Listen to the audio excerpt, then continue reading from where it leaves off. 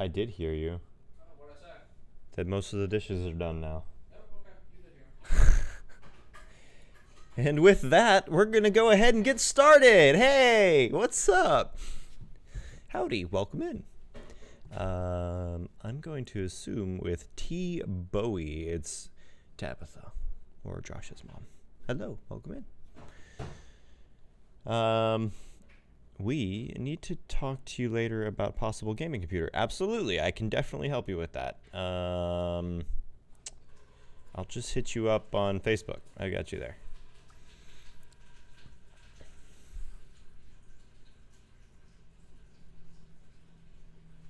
Anyways, we are playing some Nier Replicant, about to finish it. I have probably about 20, maybe 30 minutes left of the first run of the game. I'm deciding whether or not I want to play... If I want to play a second run immediately after, or if I want to do something else. So if I beat it today, I'm probably going to jump into... What's up? Hey, Josh. What you doing?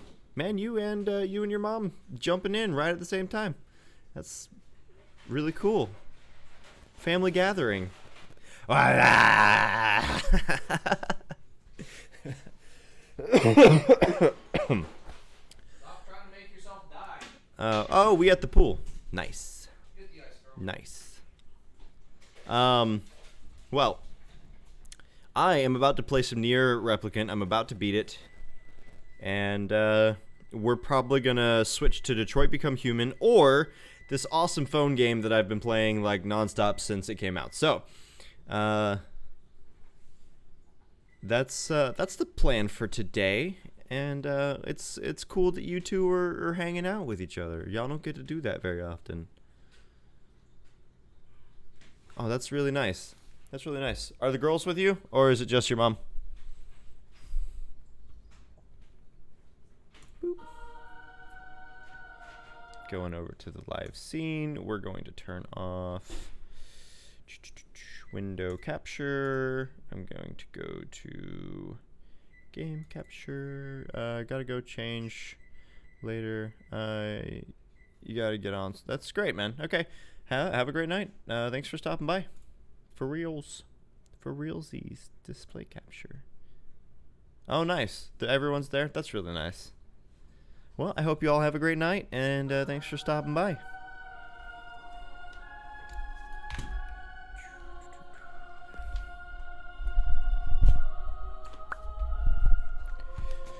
Okay, let's get going into the Shadowlord's castle, where I have to fight Devil and Popa again. I don't want to do that, though. Nice. Buzz. Oh, how interesting. Such an ominous sight. Mark just went live. Strangely nostalgic. Yeah. This is where Vice and I first met. And now Alright, now we hope that the internet does not have a shit. I'm not using it right now. Well, when I checked it earlier, it was running perfectly. Plus, we did reset it, so... Sure we did. by mistake. But it is reset.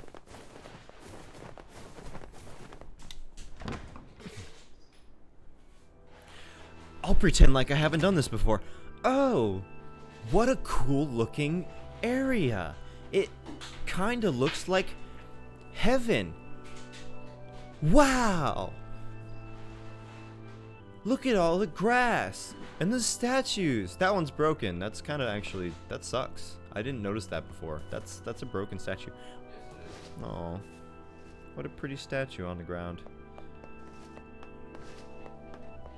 Okay, so we need to go up here and we need to go talk to these little birdies, and we need to give them the secret code. The secret code. You might be asking what the secret code is. The answer is... The hell is that? I believe that. Yes. I feel confident.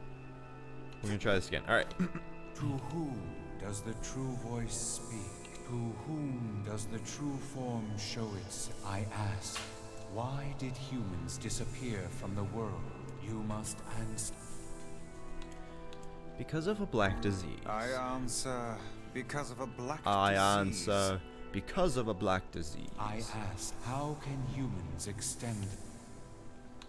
By separating body from soul. I ask, What is the destination of souls? They are placed in their corresponding shells. I answer. They are placed in their corresponding shell.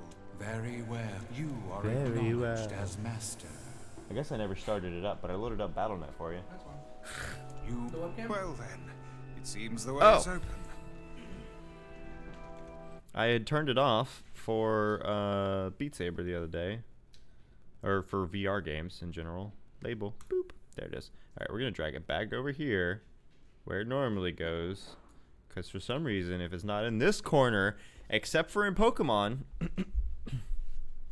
it has a shit. And covers something important up. I'm not dying. You're dying. Slowly, yes. We're all dying slowly. I hate saying this so much. It's the twins from your village. Like, literally, this makes me so upset. Hopla. Devil. What are you doing here? Hey, any chance you'll just go back to the village? This is a very dangerous place. Even if you can find Yona here, you probably can't get her out. How did you get here? Shh. We're asking the questions right now. They're right. Let's go back to the village. Do you truly wish to... No. Yona's so close. What are you two doing here? I'm not going to answer that. You can figure it out yourself. We're here to rescue Yona. No dice, huh? Well, I guess we don't have a choice then. No, I suppose not. How sad. Alright, time to kick some ass. At least it's some hot ass. We didn't want to fight you. We really didn't want to.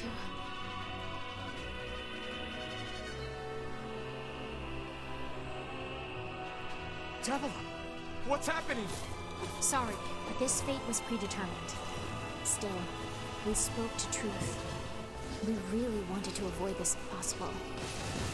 We were hoping to put it off for 100 years or so, until the next generation came along.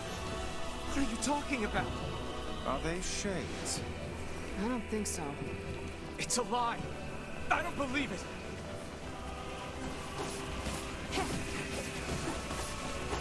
We never thought we'd grow to be this powerful. This is madness. Why do you block our path? You have no cause to speak so with us, Grimoire Weiss. You are a traitor.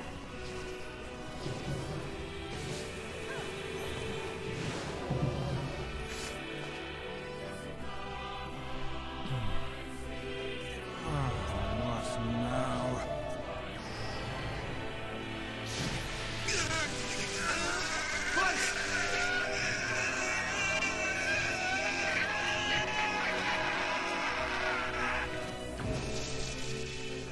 They copied my powers.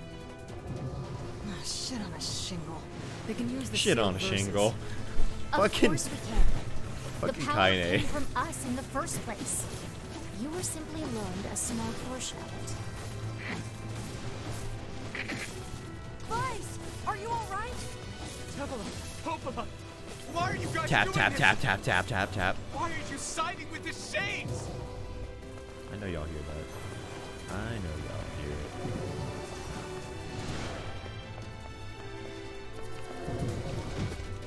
it. Wow. Okay, good to know.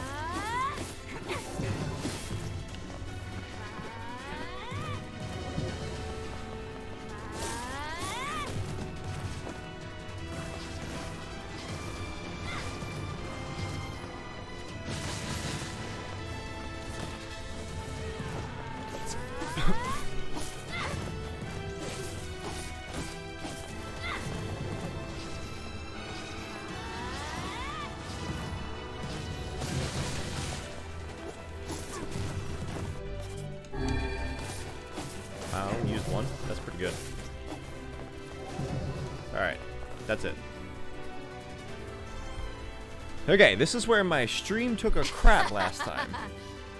Why? I The answer to every riddle really lies hated within the heart of the Shadowlord. how they just Shadowlord. fly the hell away. So you've been on his side this whole time? You must search for that answer yourself. You've got to face your own truth now.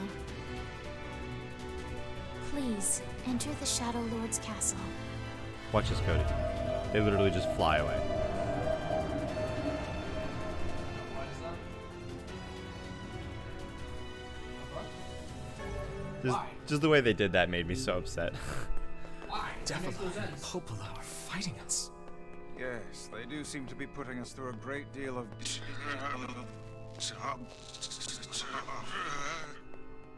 You okay, Vice?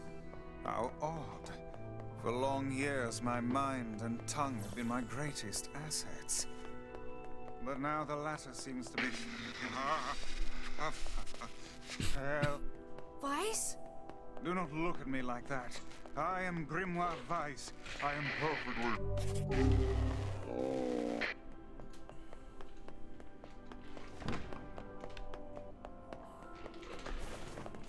Alright, so basically, depending on how this ends, will determine whether or not I play directly into a second run or not, because I don't know if it's worth it yet. This game's been fun, but a second and third runs might not do so hot on stream. So I might just do them in my own time or push them for a later date. It certainly is a grand affair. Don't think I don't know what all of Bunch you are. of dancing bastards. They're all shades. Yep, they sure are. They sure all are trades. I think we're locked in! There's only one way to get rid of It's big not boys I like was this. planning to leave. Knock them down Yeah, it's a bit late for that. and hit them while they're down.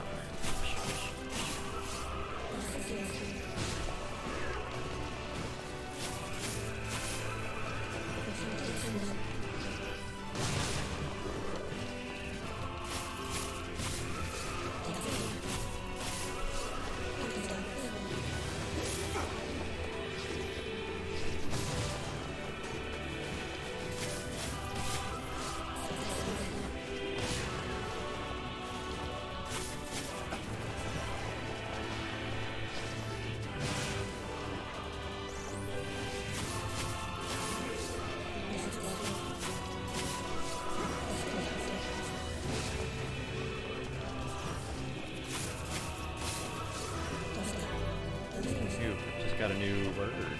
A new word. People like words.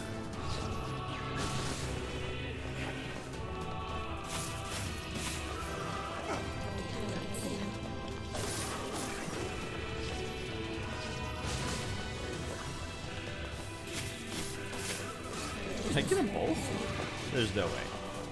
I did, I got them both because they were all laying on top of each other. Fantastic.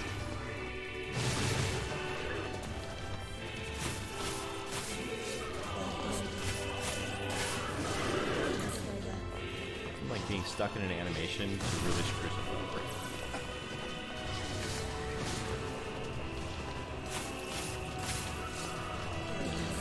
This is like the counter method of original Assassin's Creed 1. You sit here and you wait until the right moment and then you just kill it with one hit.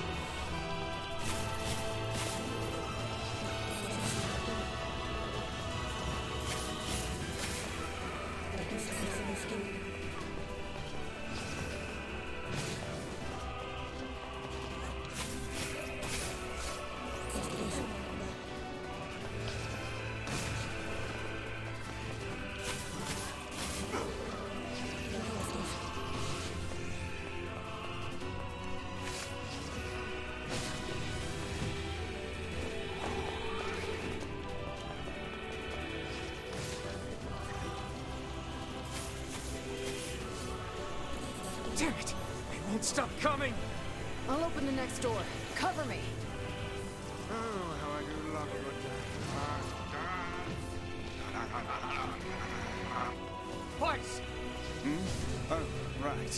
Protect the hussy, yes? Good plan. Let's go.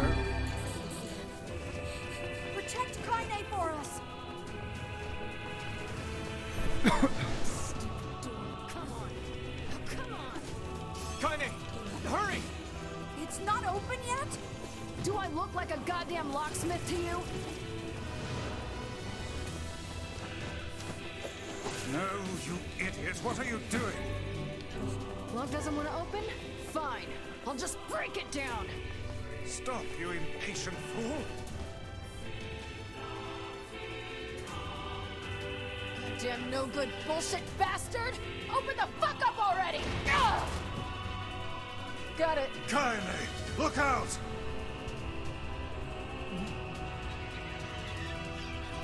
I don't like the look of that.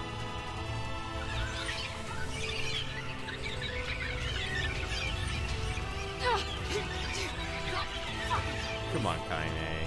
Come on, Kaine. These things are freaking me out.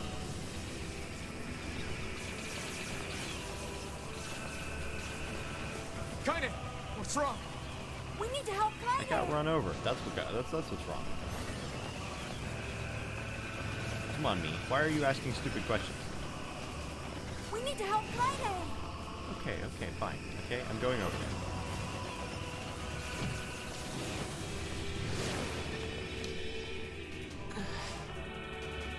You okay? Yeah. Well, we got problems. There we go.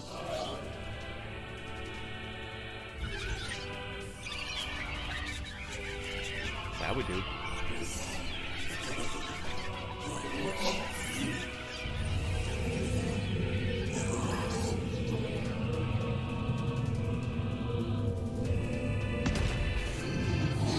Oh, I don't like this. My arch nemesis from the beginning of the game. We don't need forgiveness, asshole. Kaine?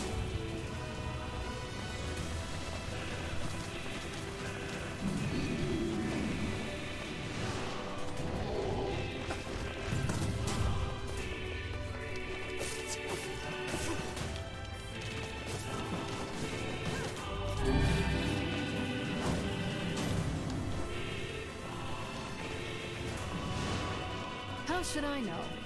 Kaine, are you alright? I'm fine. Let's just kill some shit and move on, alright?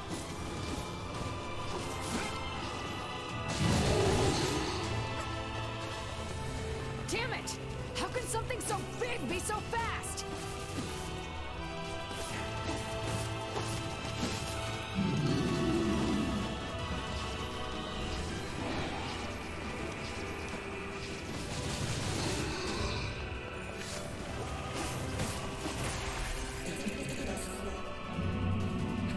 Damn shit. Oh dear.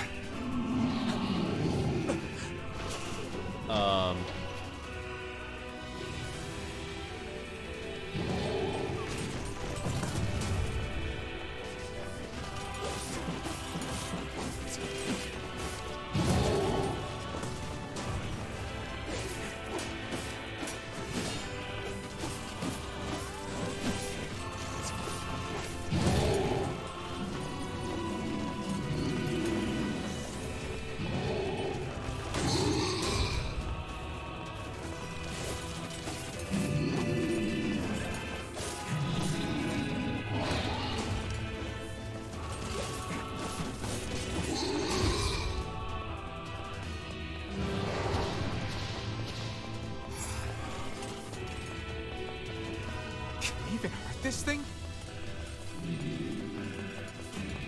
That fog! Oh no! I can't stop now. Damn it.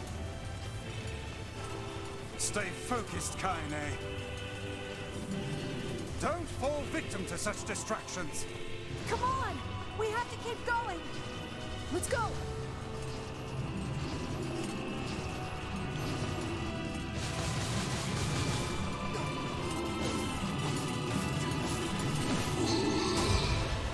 This way! Move!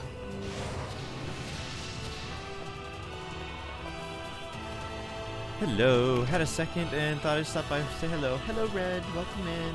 I know you're not able to watch a whole lot, but thank you for stopping by. Up here! Why is there an elevator?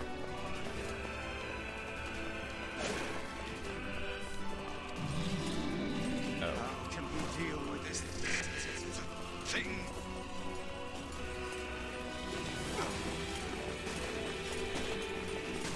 Please, hurry! Oh, really?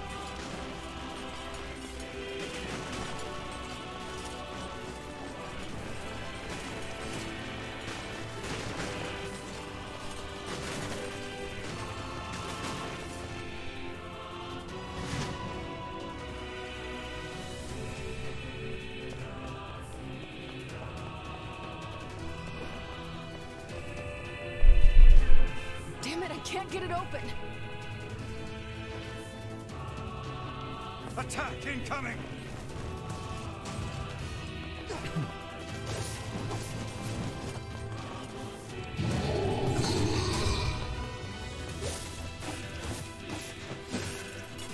The entrance is locked too! It seems we are in a bit of a predicament.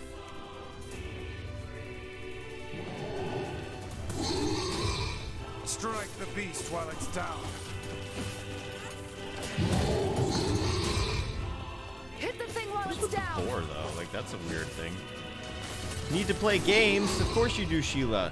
We all need to play games.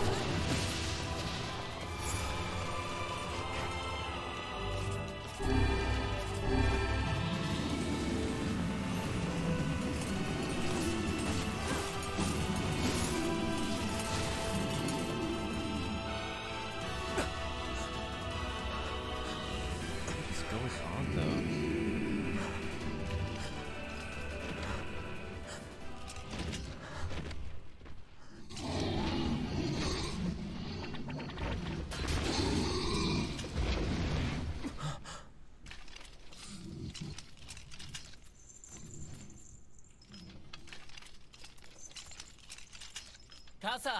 I'm surprised this one gave you so much trouble.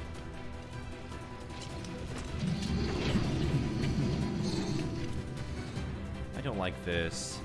These people are gonna die now. あら、ペルアと試練、地、無責音。イラ、コ、ク。What are you doing here? サルリとしたカイザム特技論だろ You are correct. いや新手で三世体フルワリ、ワリコテトラス。なんか失禁で。But あらペルアとどんだってキリゴイタニ。アフィアとさちちさったとトレルタカイザムチと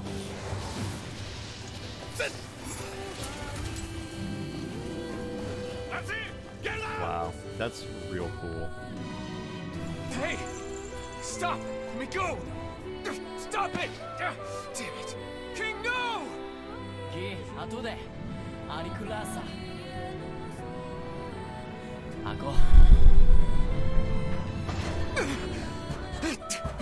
No! Open the door! You can't fight that thing on your own!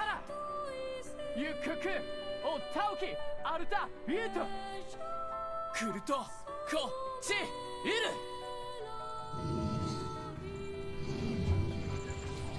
勝て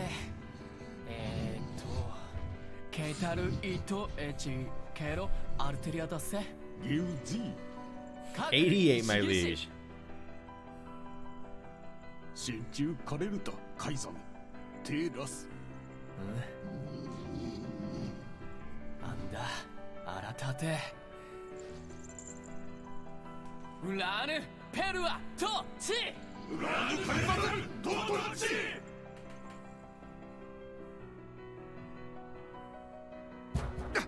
That literally makes me Open sad. the damn door!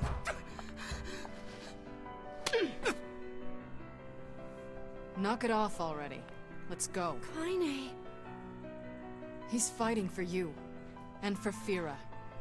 Don't let him die for nothing. So sad! So sad! Hey, Scuttle? No. You just missed it. Oh. You know, for someone who hates that movie. That is a great fucking part. Literally like the funniest part in the whole movie. Hey, is he home? Shh. Ah, you just missed him. Literally, like, avoiding someone so hard you jump out a window that's not open. Like, it would have been okay to open the window and that still would have been funny, but no.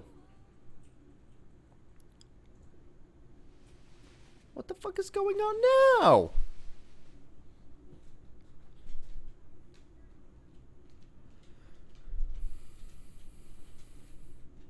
Devila. Popola. We're in the middle of a ruined city. Oh, look. You made it. We've been waiting for so long. Why are you doing this? It began 1,300 years ago. 1,300 years ago. Humanity, finding itself on the brink of extinction, undertook a last-ditch rescue plan called Project Gestalt. Gestalt? Do you still not remember, Grimoire Weiss? Then let's give you a refresher.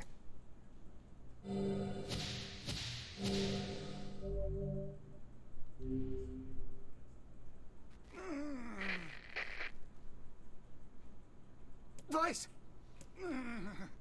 My mind.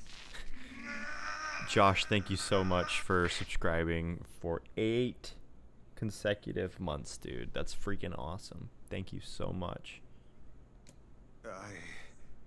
I remember, Devila. Popola. You are not human. In fact... Got you, bro. No. Yeah, sometimes the truth can be a real bitch. You want to finish that thought for him, sister? All of us, every person standing in this room, are mere shells created by the true humans. What are you saying? You still don't get it? You aren't human. So then humans, I mean the true humans, are extinct? No. They still live on. You know them as shades. Each shade is a twisted remnant of what was once a human being. Crazy, huh? Now let's skip the part where you stand there with your mouths agape and just get down to business.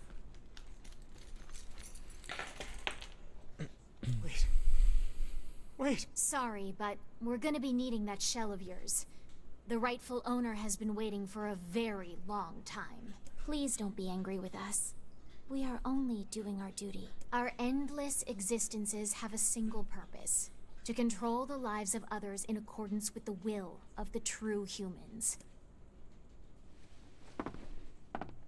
You have your own motives, your own desires. And we have ours. I fear it really is just that simple. Don't speak such foolishness. Sorry.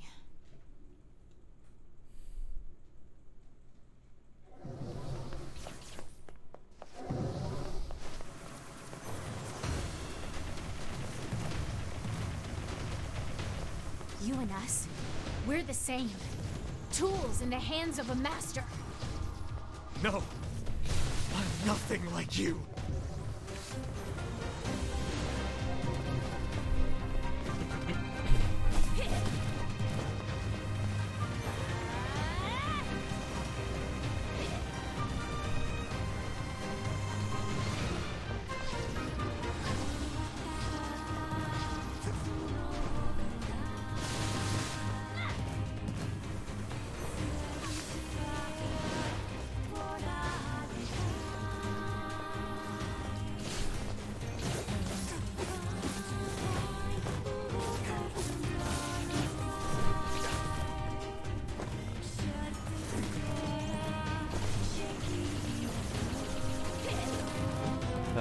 This is the second playthrough. No, this is still the first playthrough. We haven't made it through the second one yet. I believe we're very close to the end of the first playthrough.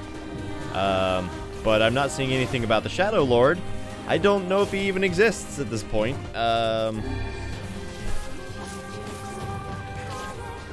But we'll see here in a second.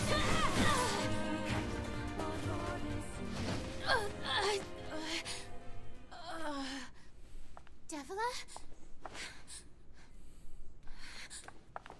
Devila?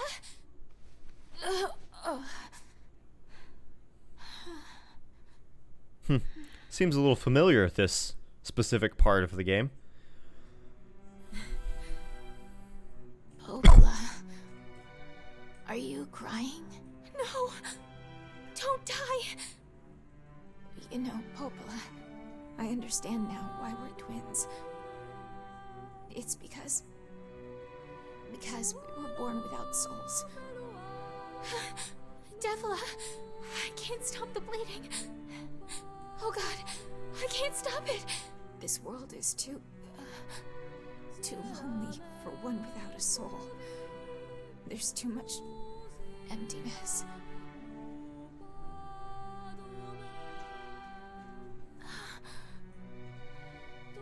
Our souls are missing. And yet somehow our tears still work. It's kind of weird.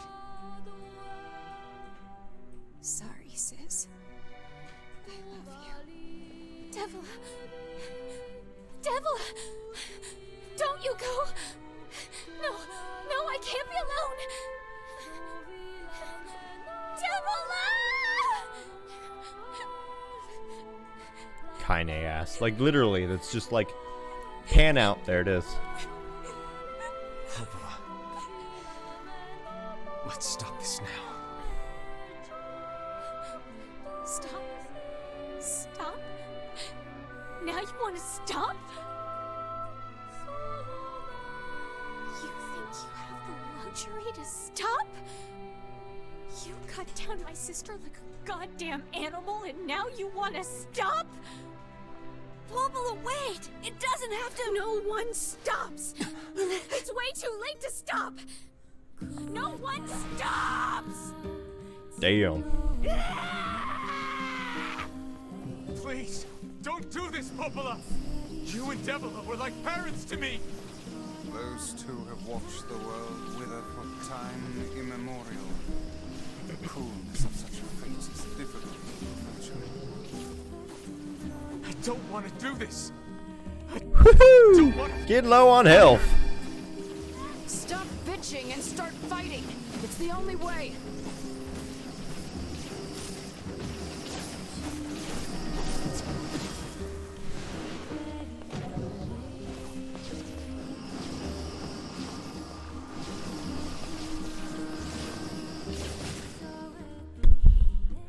I don't know how you can love without a soul. You can't love without a soul. That's why it was weird that she was crying. No stopping. No stopping ever.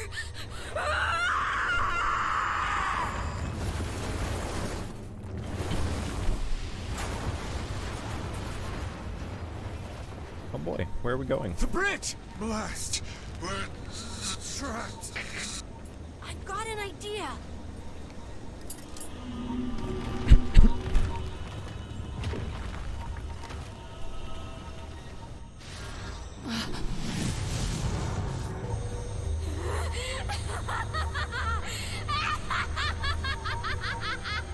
I fear we're done for. It'll be all right.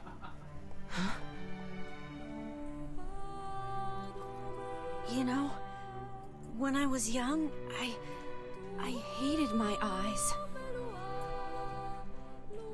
And now that I'm older, I hate what my body has become. But there's something else there now. Something like pride, you know? I mean, without all this, I couldn't have become your friend. Goodbye, my friends. Thank you for everything. Emil! For so long, all I could do was destroy.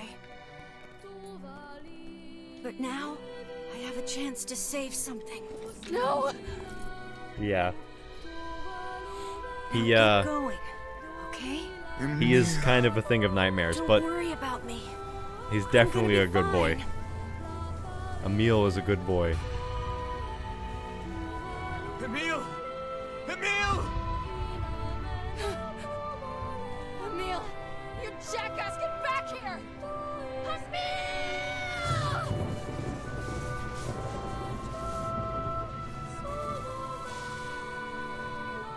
Oh dear. Kaine's so unstable, and Vice can't stop arguing with people. I hope they can hold it together once I'm gone. Well, I guess I'll just have to learn. Wrong game, but it works.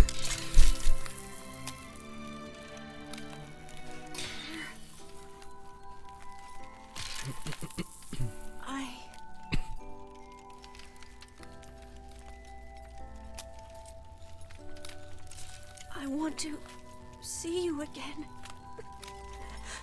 I want to see all of you again. Just one more time.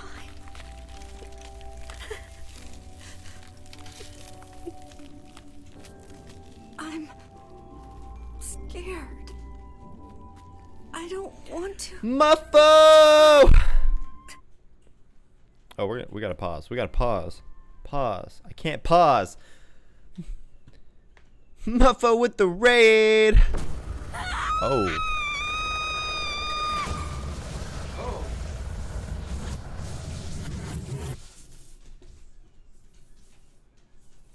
Well, you guys just came in at a time. That was a scream. Yeah, she just imploded I saw. because Emil imploded himself. Oop, that hurted. Yeah, oop, that hurted. Welcome in, guys. If you're new here, which most of you aren't, but some of you might be. I know Muffo is playing Catherine. Did you beat Catherine?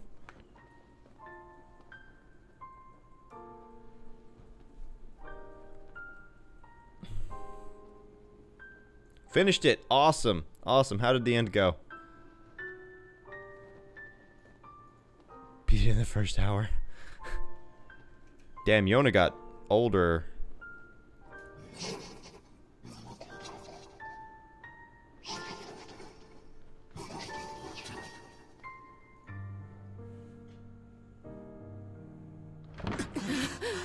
For anyone who's new here, we're actually like about to beat the game.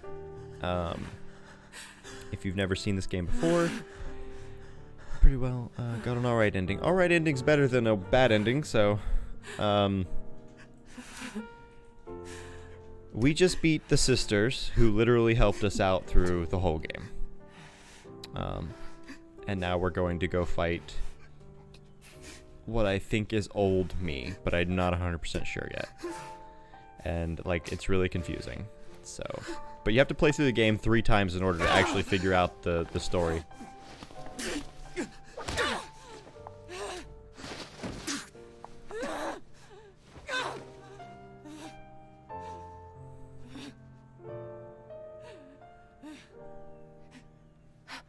Yeah, you have to beat it 3 times, 3 playthroughs. But currently, Emil, one of the 3 people that was in our team, literally just eliminated himself to save us. Yeah.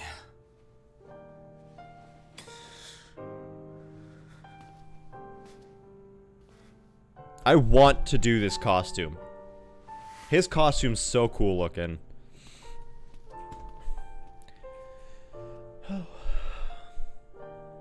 And I forgot to say it, but you know, welcome in, Raiders. I'm glad you're all here.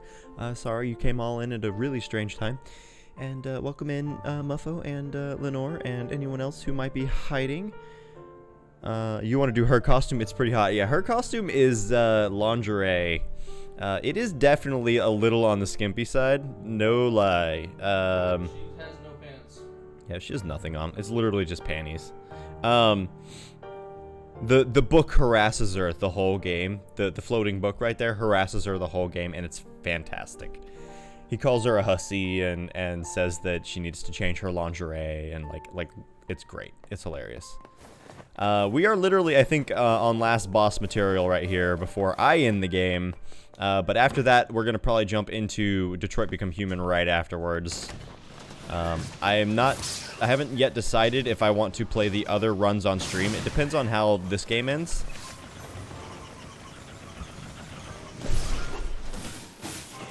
Yeah, it's very breezy. Very breezy.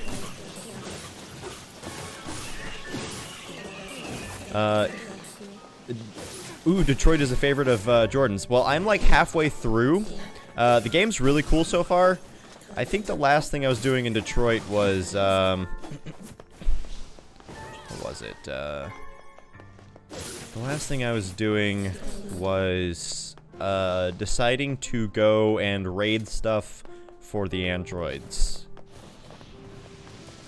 I did not sign up for this, okay?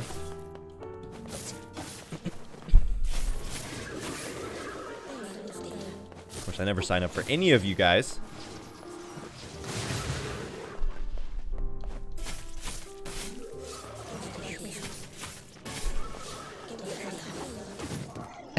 Ow! Ow, you bastard! No! I'm not getting hit by giant maces. Y'all need to calm down. As long as you do everything you can to protect the little girl. Yes, I'm playing Kara like a mother. And I'm playing Connor to be as friendly as possible, while also sort of maintaining androidism, because I don't want him to, I don't know if Connor can deviate or not. I don't know if that's a thing. It probably is, but I never got to watch the end, so I literally tried my best not to spoil any of the endings for myself.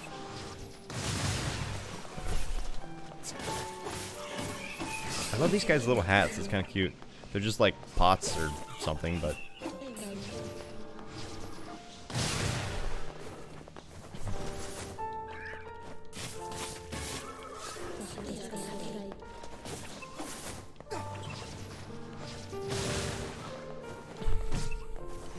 Muffo, the main if you're still there, Muffo, the main difference between this game and like Automata is that you have an actual mana bar when you play for doing your shooting. No, I do like Connor. I love doing everything I can to kill Connor. Oh, that's funny. He might not like Connor, but I do like Connor. I want him to be friends with Anderson, because, like, that's... I don't know, that seems like the right thing to do to me, but...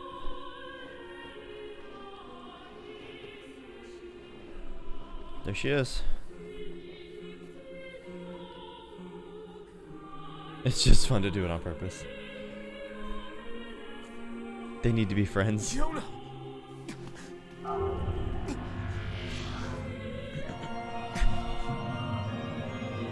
Yeah, I'm pretty sure this is like previous me. But I just don't know. I guess that's fair. We all like a little murder. That's true.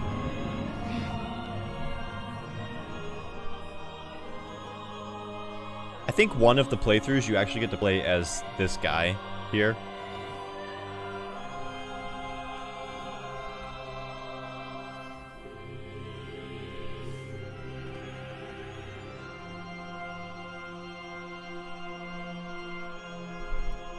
This ends here. Strike hard. Hold nothing back.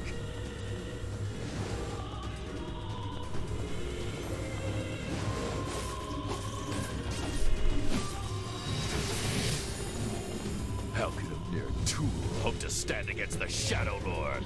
Don't speak in such a manner, fool. I am nothing like you.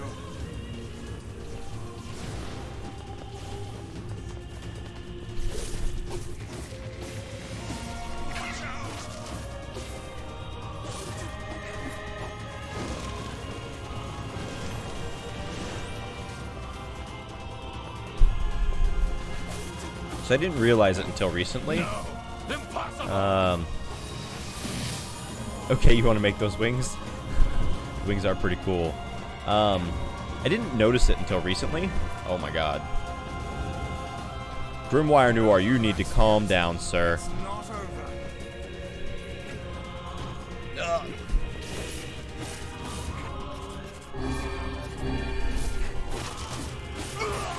Okay, there's Noir. So you need to get off my computer. Thank you. Be careful! I know.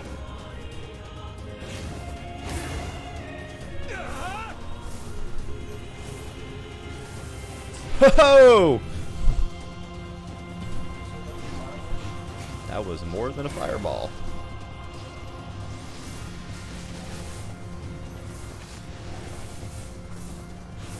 Oh my god. Yeah, I was not prepared for this fight.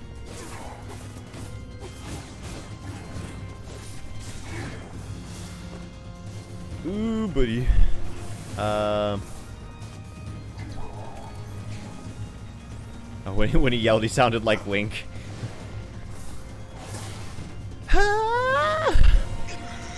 You know, when Link dies, like when he falls down a really dark hole or something like that, like that's one of the funniest sounds ever. And he like hits the ground. It sounds like his knees break.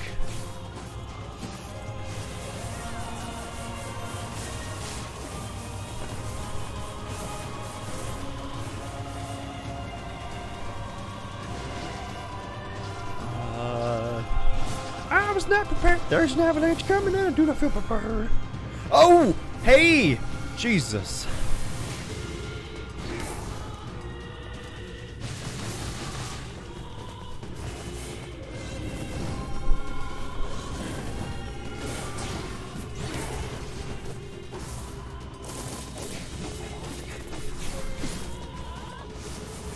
Oh, thank you. Okay. Or just do it to me. Oh, boy.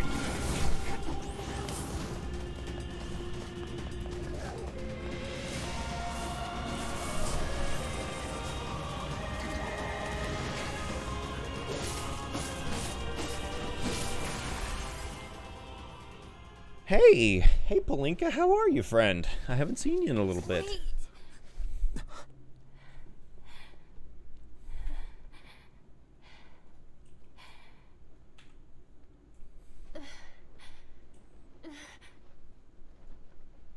You haven't been here for a long time. No, you haven't. Are you doing okay?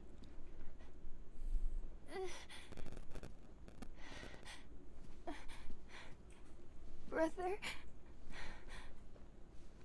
Yoda.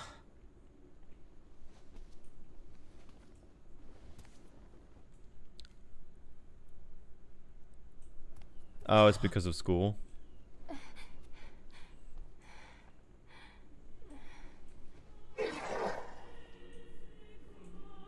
He just misses his sister.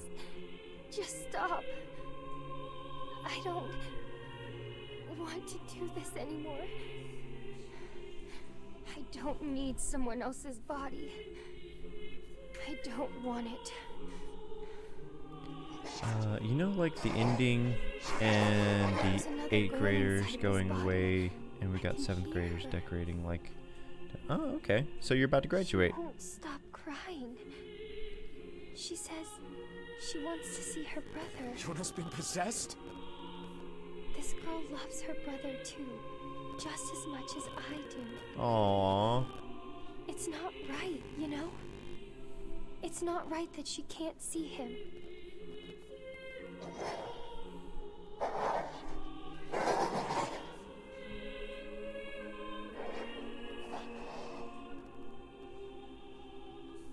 That's freaking crazy.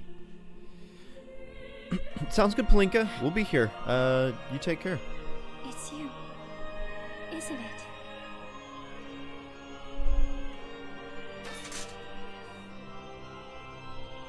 Yes, it's me. Let's go home.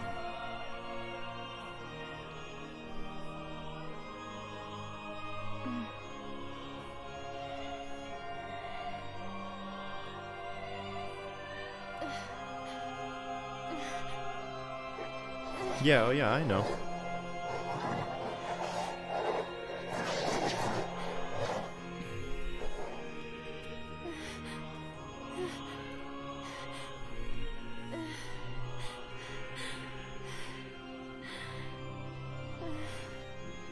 She's gonna open up that window. I'm really sorry. I don't know what to. I'm so very sorry. No matter what. Just know that I love you.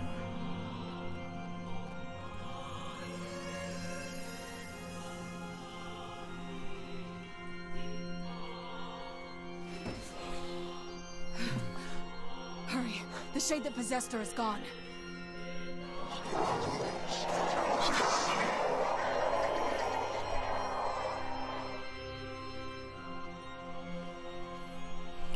He upsetty. Kai, watch over Yona for me. You want me to understand your sadness? You think I'm gonna sympathize with you? I swore to protect my sister and my friends. If someone puts them in danger, they must stand aside or be cut down. Now come on, let's finish this. I think that really explains so much for this game, though. Now I'm really confused what the rest of the game is. What? What's wrong?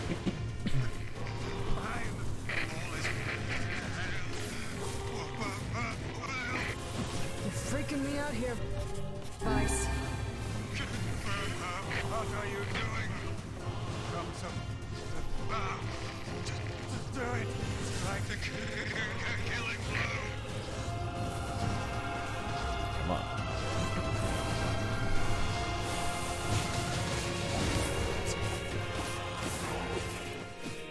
He's not dead yet.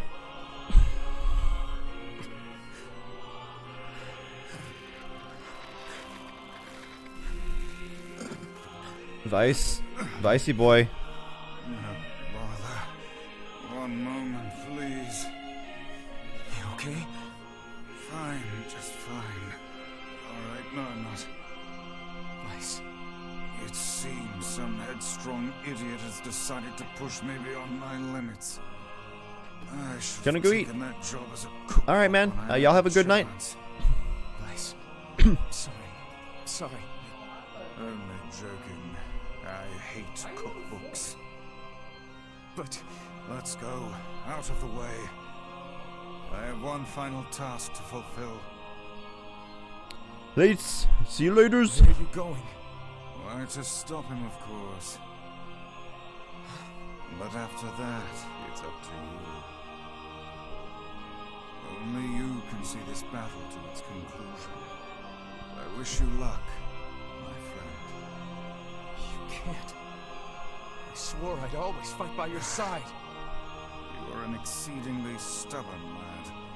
You know that, yes? Yep. Perhaps that's why I've so enjoyed our time together. But I fear this is where our journey ends. Vice! Oh, and remember what I told you about using my full name? Well, forget it.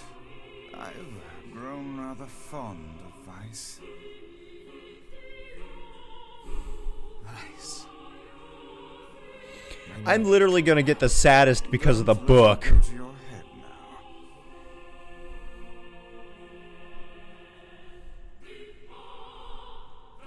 I literally love that stupid book. He made the best jokes.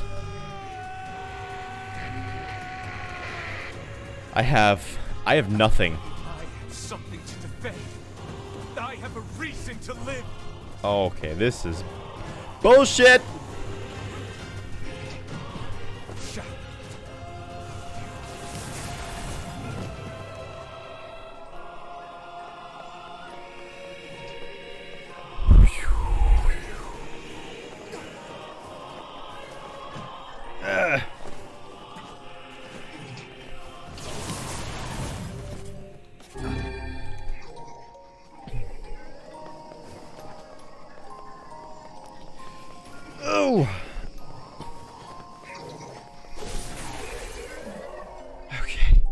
Okay.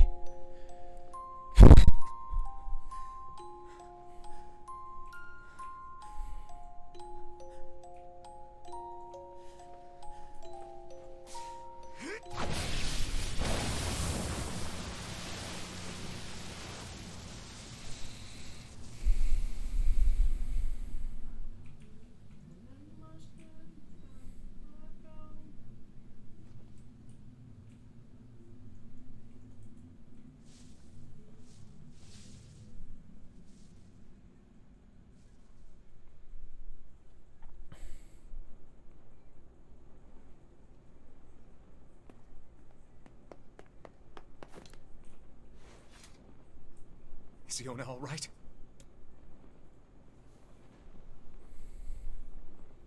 Oh God, no. Oh, please, the girl is fine. Vice? Where are you? Are you okay? I am as well as can be, considering I have lost my physical form. Doubtless my voice will be the next to go, so listen closely. Your sister is safe. Do not mourn her, and do not give up hope. Instead, you must call her back to you. How? Use your memories. Recall the times you spent with her. Present her with proof that the two of you live still, and that your lives have meaning. I don't know. Typical. But take heart. I know you can do it. What's my favorite food? Cookies. What's my favorite book? That's my magic storybook. What's my favorite place? Home with you. What's my favorite flower? The lunar tear, of course.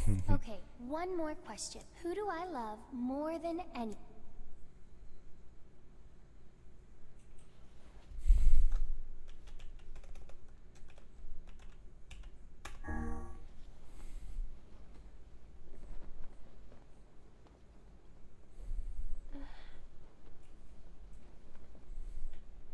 Is that you?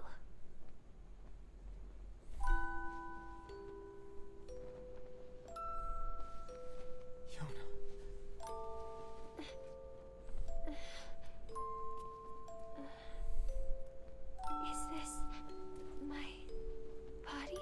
Yes, Yona. It's yours and yours alone. You look bigger than before. Like you've grown up. Well, yeah. I guess you haven't seen me for a while. Have I been asleep this whole time? Something like that.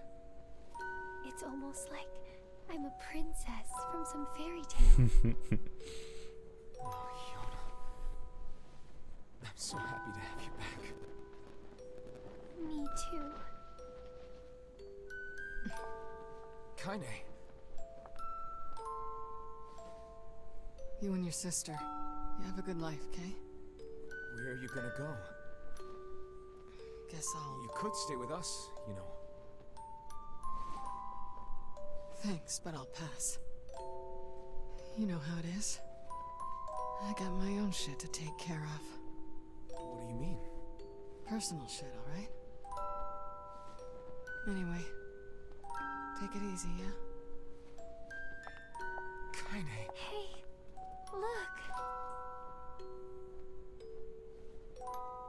It's beautiful.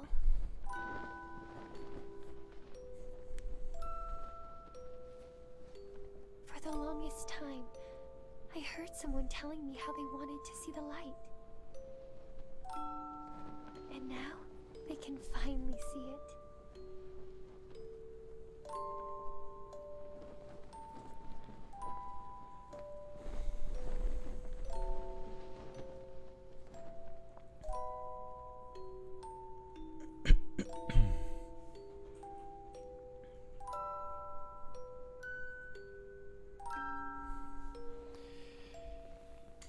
Scale of 1 to 10, how sad are you? I don't know, man. Like a 6. I'm the most sad about Vice. Because he's now gone. Yeah. Whoa. That's a flashback.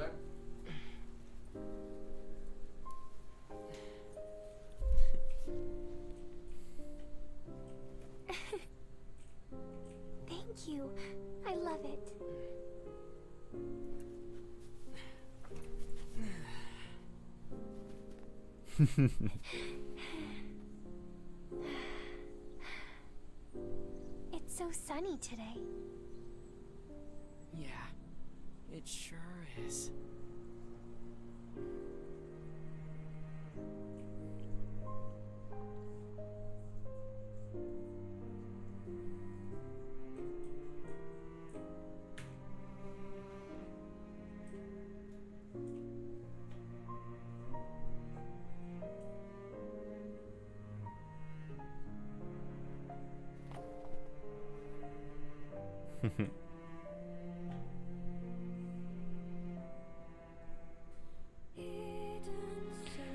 All right, guys.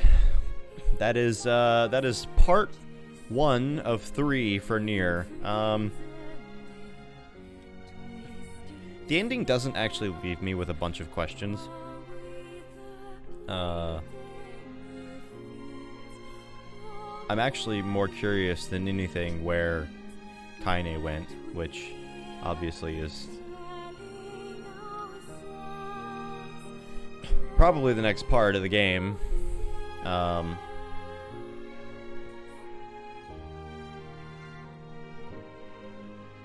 That's pretty much it. That's the only question I really have. It was pretty short. You go to each place about 2 times, and then that's pretty much the whole game. I don't know how long the other 2 parts are going to be, though.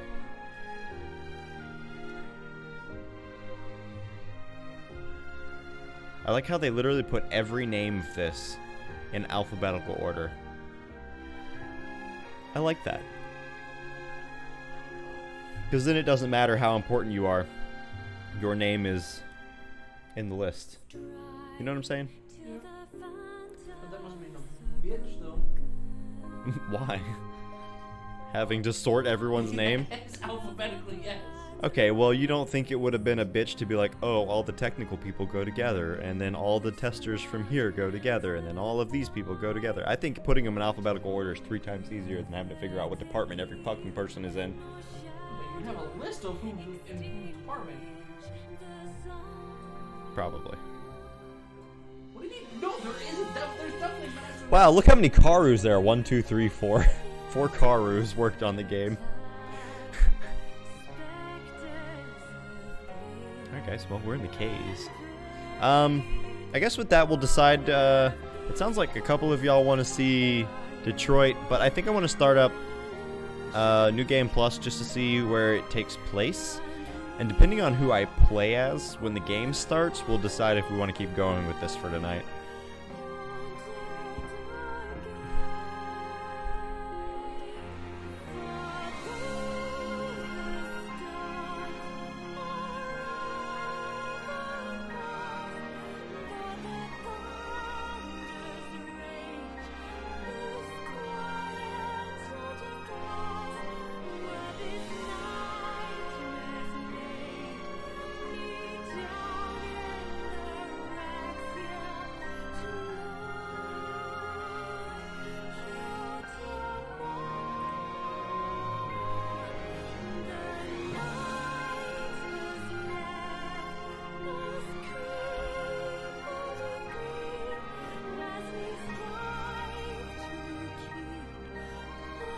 I know many of you weren't here for the whole stream, but what did you think?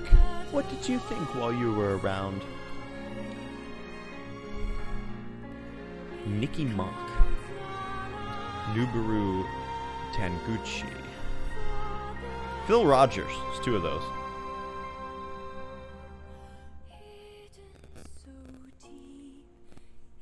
Now there's 3 Rinas, 2 Rios, 4 Ryus. There's 5 Ryuchis, 2 Ryujis, Satoshi? Yeah, 4 Satoshis. Shogo, 4 of those. 2 Shokos, 2 Shotas, 2 Shuns, Soshi,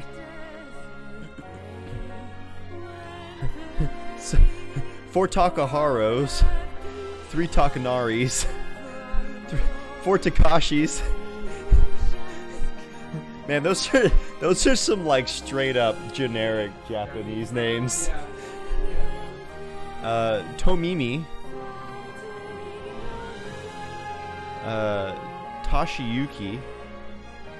Toyohashi. I think I'm a Toyohashi. That sounds like a me. A Toyohashi. 2 U's. 4 Yukas.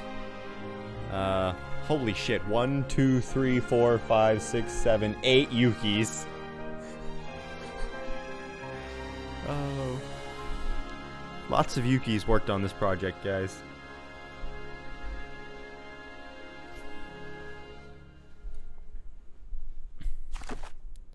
Okay, saving. I got it. I got A.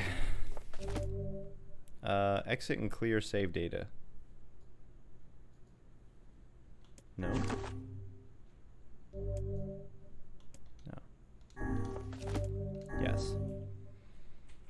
Load your clear data after completing the game to experience Kaine's story. Alright, we're playing Kaine. Who doesn't want to play as Kaine? Come on now. People just want to look at her ass. I mean, that's what probably most of them want to do. However, I want to know Kaine's story because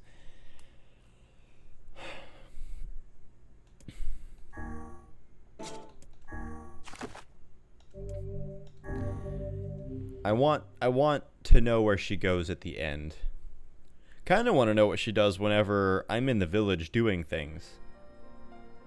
Whenever I interacted with Kaine, I was reminded about something from my past. Interesting. It brings me here. My mind has been confusing her with my sister this whole time. Anyway.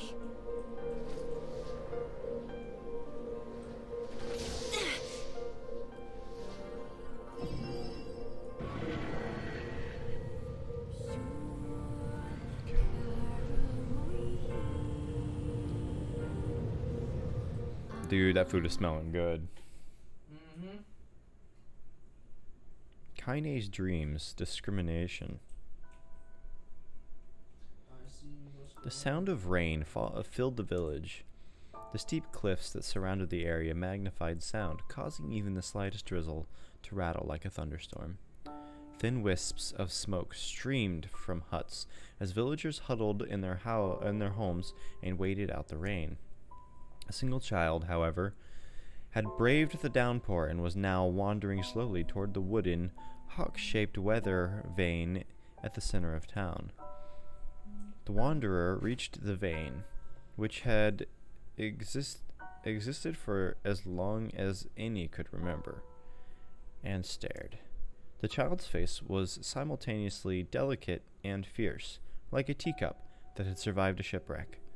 Those traits combined with pale white skin to give the face an almost sexless quality. If the beak turns east, I go home. If it stays west, then I... The child blinked. Rain slowly dripped down the young one's short hair and began its long descent to the ground. Come on. Come on. The child felt a slight breeze and watched as the vein slowly creaked to life.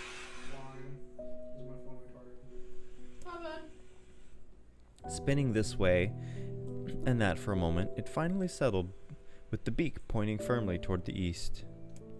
East. Really?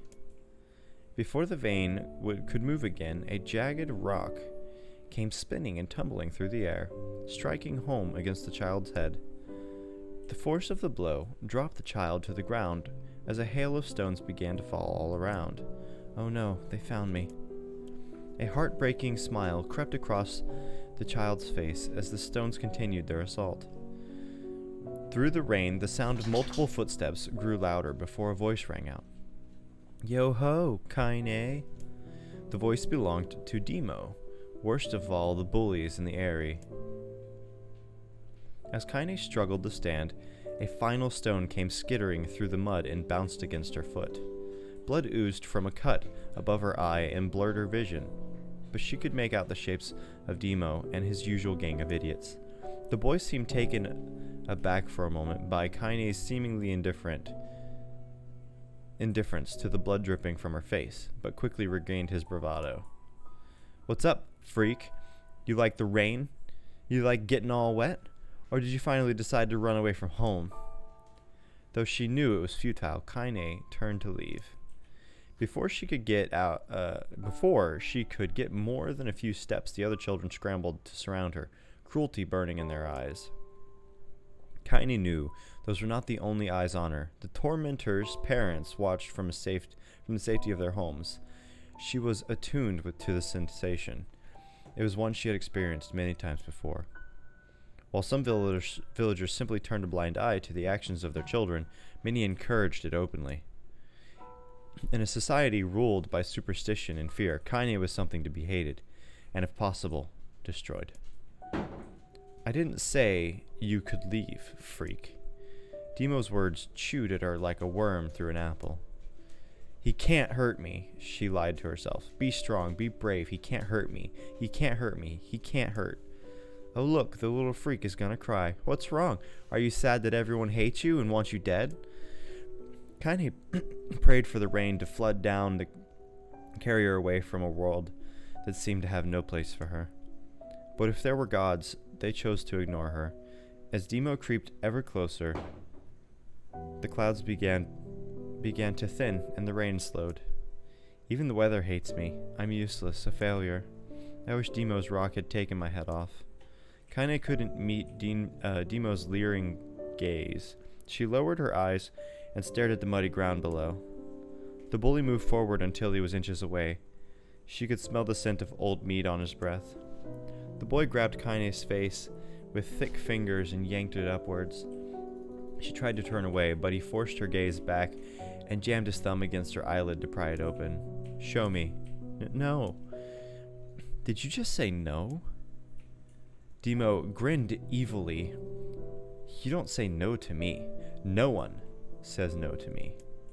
Not even taking his attention from Kaine, he called to his cohorts, "Come guys, let's give the freak what she deserves." As soon as Demo finished, kicks and blows began to rain down upon Kaine. Demo paused, still grinning, as Kaine curled into a ball and tried to make the pain stop. "I don't get you, freak. What you acting like a girl for, huh? Everyone knows what you really are." Kaine ignored the question, choosing instead to stare at the weather vane. It continued to point east, as if supremely confident about her future it had chosen for her. Go home. Yeah, that's a funny joke for someone with dead parents and no home to go to. "Freak," chanted the children. "Freak, freak, freak." Kaine closed her eyes and listened to the rain, waiting for the pain to start again. As the clutched hands of the village children closed around her, she bent her mind to the sound of the rain, letting it become her entire world. The rain fell, but the pain never came. Only when the laughter of her tormentors turned to terrified cries did she dare open a single blood-caked eye.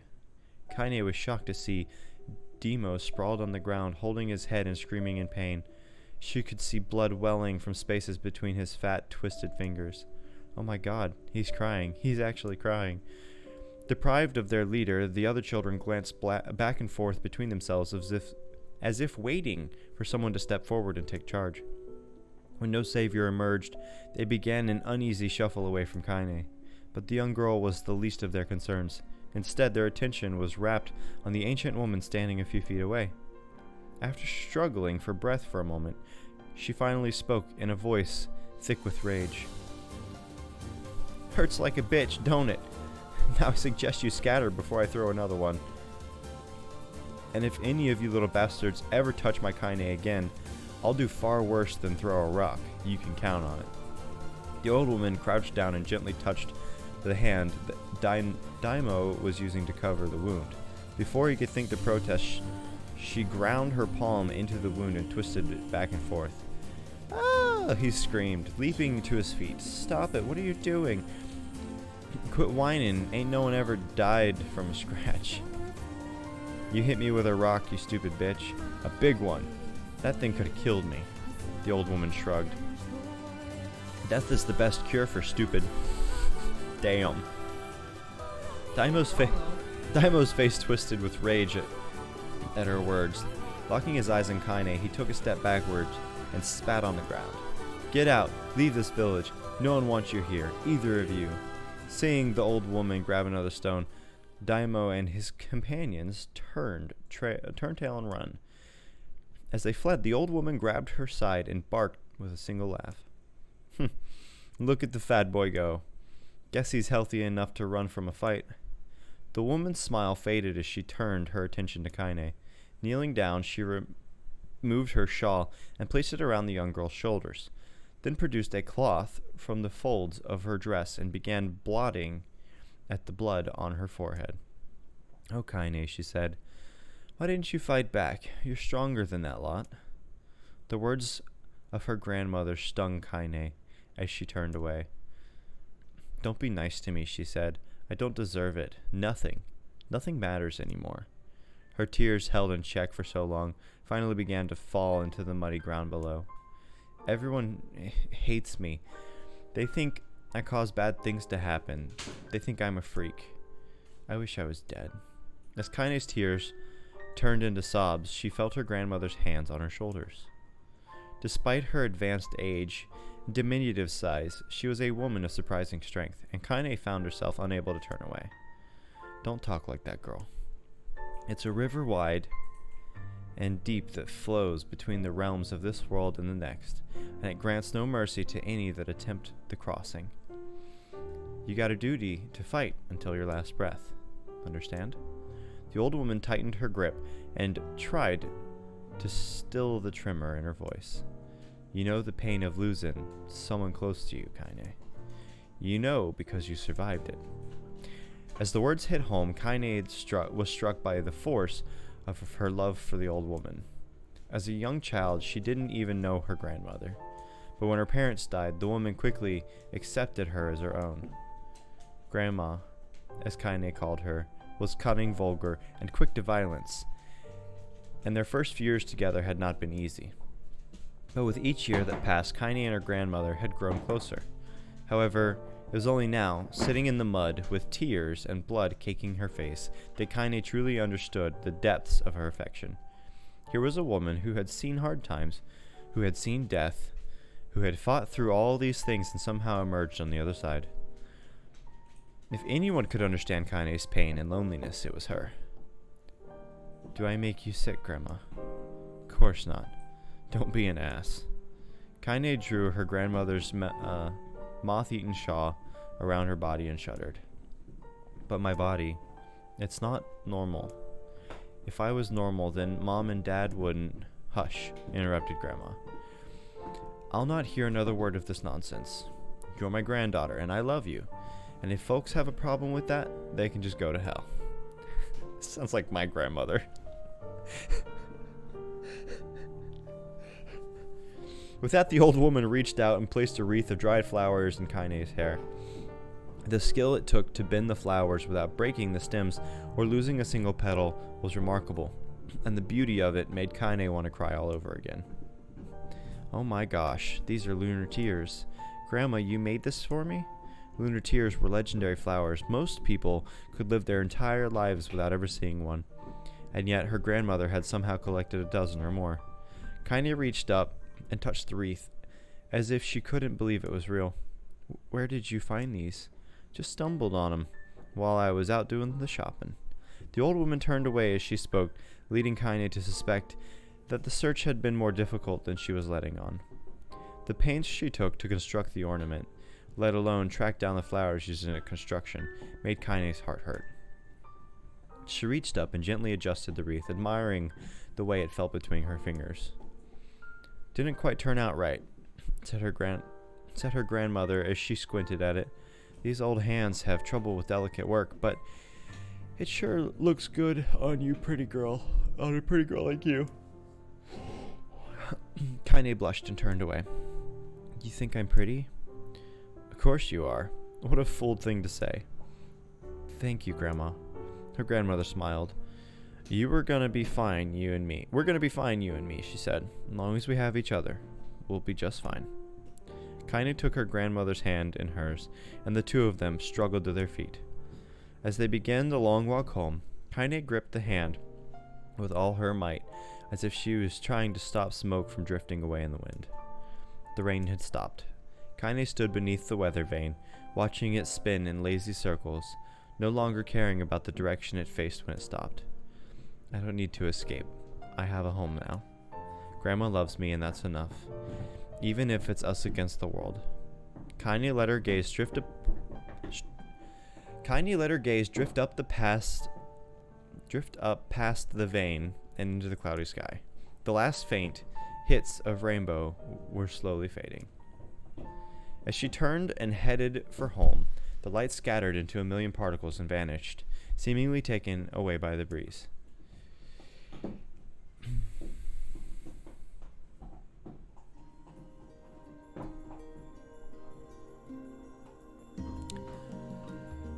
In the distance, Kaine heard the steady sounds of an axe striking wood. The noise had a purposeful quality to it, as if she was hearing a master woodsman go about his work. The firewood being produced, however, was as far from a work of art as could be. Pieces of every shape and size were being flung about with barren yard and wild abandon. About a barren yard with wild abandon. Anyone trying to stack such wood would probably die of frustration before the job was through. Stupid piece of shit axe. Kaine's grandmother flailed away with the axe, filling the air both with splinters of wood and words that would make the most hardened sailor blush. "Grandma," called Kaine. "That you, Kaine?" yelled the old woman, taking her eyes off the wood for a moment. "Don't get too close, or I might take your goddamn foot off by mistake." It sounds like my grandma. She brought the axe down on a piece of wood, sending chips flying in every direction. One spun past Kaine close enough to her head to hear the whistle, at which point she decided to step back. Once she'd scuttled to a safe distance, she cupped her hands around her mouth and shouted, "Grandma, do you need help? I can get you water or lunch, a new axe or something." The axe, poised to strike another wobbly blow, paused in midair. The old woman considered her granddaughter's offer for a moment, then smiled. "Tell you what, since I'm doing such a piss-poor job of chopping, why don't you come here and take over, and I'll go get the water? Shades have been restless lately, and I don't want you running into one of them bastards." Relinquishing the axe, her grandmother picked up a long pole with wooden buckets on either end. Gathering water was by far the more difficult of the two jobs. Kaine did her best to help with chores, but Grandma took every task that required travel to the village. Though she had a long list of plausible excuses, Kaine knew the real reason. She didn't want her granddaughter to be taunted and harassed by the villagers. Once Kaine moved in, Grandma decided to take up residence a good distance from the area. Out of sight, out of mind seemed to be the best policy when it came to the villagers and her granddaughter, and rare were the days when any but the two of them would be found on the rocky acre of land they called home. Kaine enjoyed the solitude, but harbored a secret resentment that her grandmother was forced to spend her golden years in such a place. After watching her grandmother leave, Kaine turned her attention to the task at hand. She had never chopped wood before in her life, and soon discovered why the old woman hated the chore. Swing after swing, the axe produced only a tiny crack in the wood, and when she finally managed to connect with a solid stroke, the tool embedded itself in long and refused to budge. Frustrated, Kaine swung the axe around her head and threw it, long and all, across the yard. Damn it! Damn it! Oh, crap! She suddenly understood the joy her grandmother felt in a good curse. Happier now, she picked up the axe, forced it from the wood, and resumed chopping. She had a natural skill with a blade, but the task was challenging. The blisters soon began to form on her small pink hands. This is tough, and my logs are all weird sizes. Spinning on her palms and ignoring the pain, Kaine redoubled her efforts. Just as she was developing a rhythm, Grandma returned from the village. Setting down her buckets with a small sigh, she took one look at the logs and coughed out a wheezy laugh. "Pretty clumsy, girl. You better practice If you... Her grandmother suddenly collapsed to her knees, causing one of the buckets to wobble precariously. Eyes wide, Kaine dropped the axe and ran to her grandmother's side. Grandma! The old woman shook her head and pointed a trembling finger at the bucket. Get the bucket. Can't let it spill. Kaine steadied the bucket with a foot. She knelt by her grandmother. A small bit of water sloshed over the side and made a new home in the hem of her dress. But Kaine didn't notice. Grandma, what's happening? Crazed with panic, she grasped her grandmother by the shoulders and shook. After a moment, the woman lifted her arms and batted Kaine away. Stop, just stop, she cried, breathing heavily. It ain't like I'm dying. Just tired from the trip is all. Kaine desperately wanted to believe her, but one look at the old woman's shaky hands and worn face told her more than words could ever. Her grandmother had lived a long, hard life, and it seemed the bill was finally coming due. The time when her grandmother watched over Kaine was ending, sooner than either of them had feared. The positions would be reversed. The next morning, Kaine came to the side of grandmother's bed and took her wrinkled hand. Grandma, you're sick. You need medicine. I'm going to the village. The old woman shook her head and tried to rise, but Kaine gently pushed her down. It's all right, she said. Excuse me. I'll be fine. Her grandmother fixed her with a gaze that could melt steel. After what seemed an eternity, she finally lowered her eyes and sighed. Well, I don't like it, goddammit. But I guess I should quit being so stubborn and let you grow up. The old woman watched as Kaine strapped on her boots and made her way down the road to the village. Hours later, as an unseen sun made its way across a dark and rainy sky, she was still watching. Kaine moved at a brisk pace, checking her pockets every few minutes to make sure money her grandmother gave her was still there. Every noise caused her to spin on her heels, making sure she wasn't being stalked by a shade, or worse, Demo and his gang.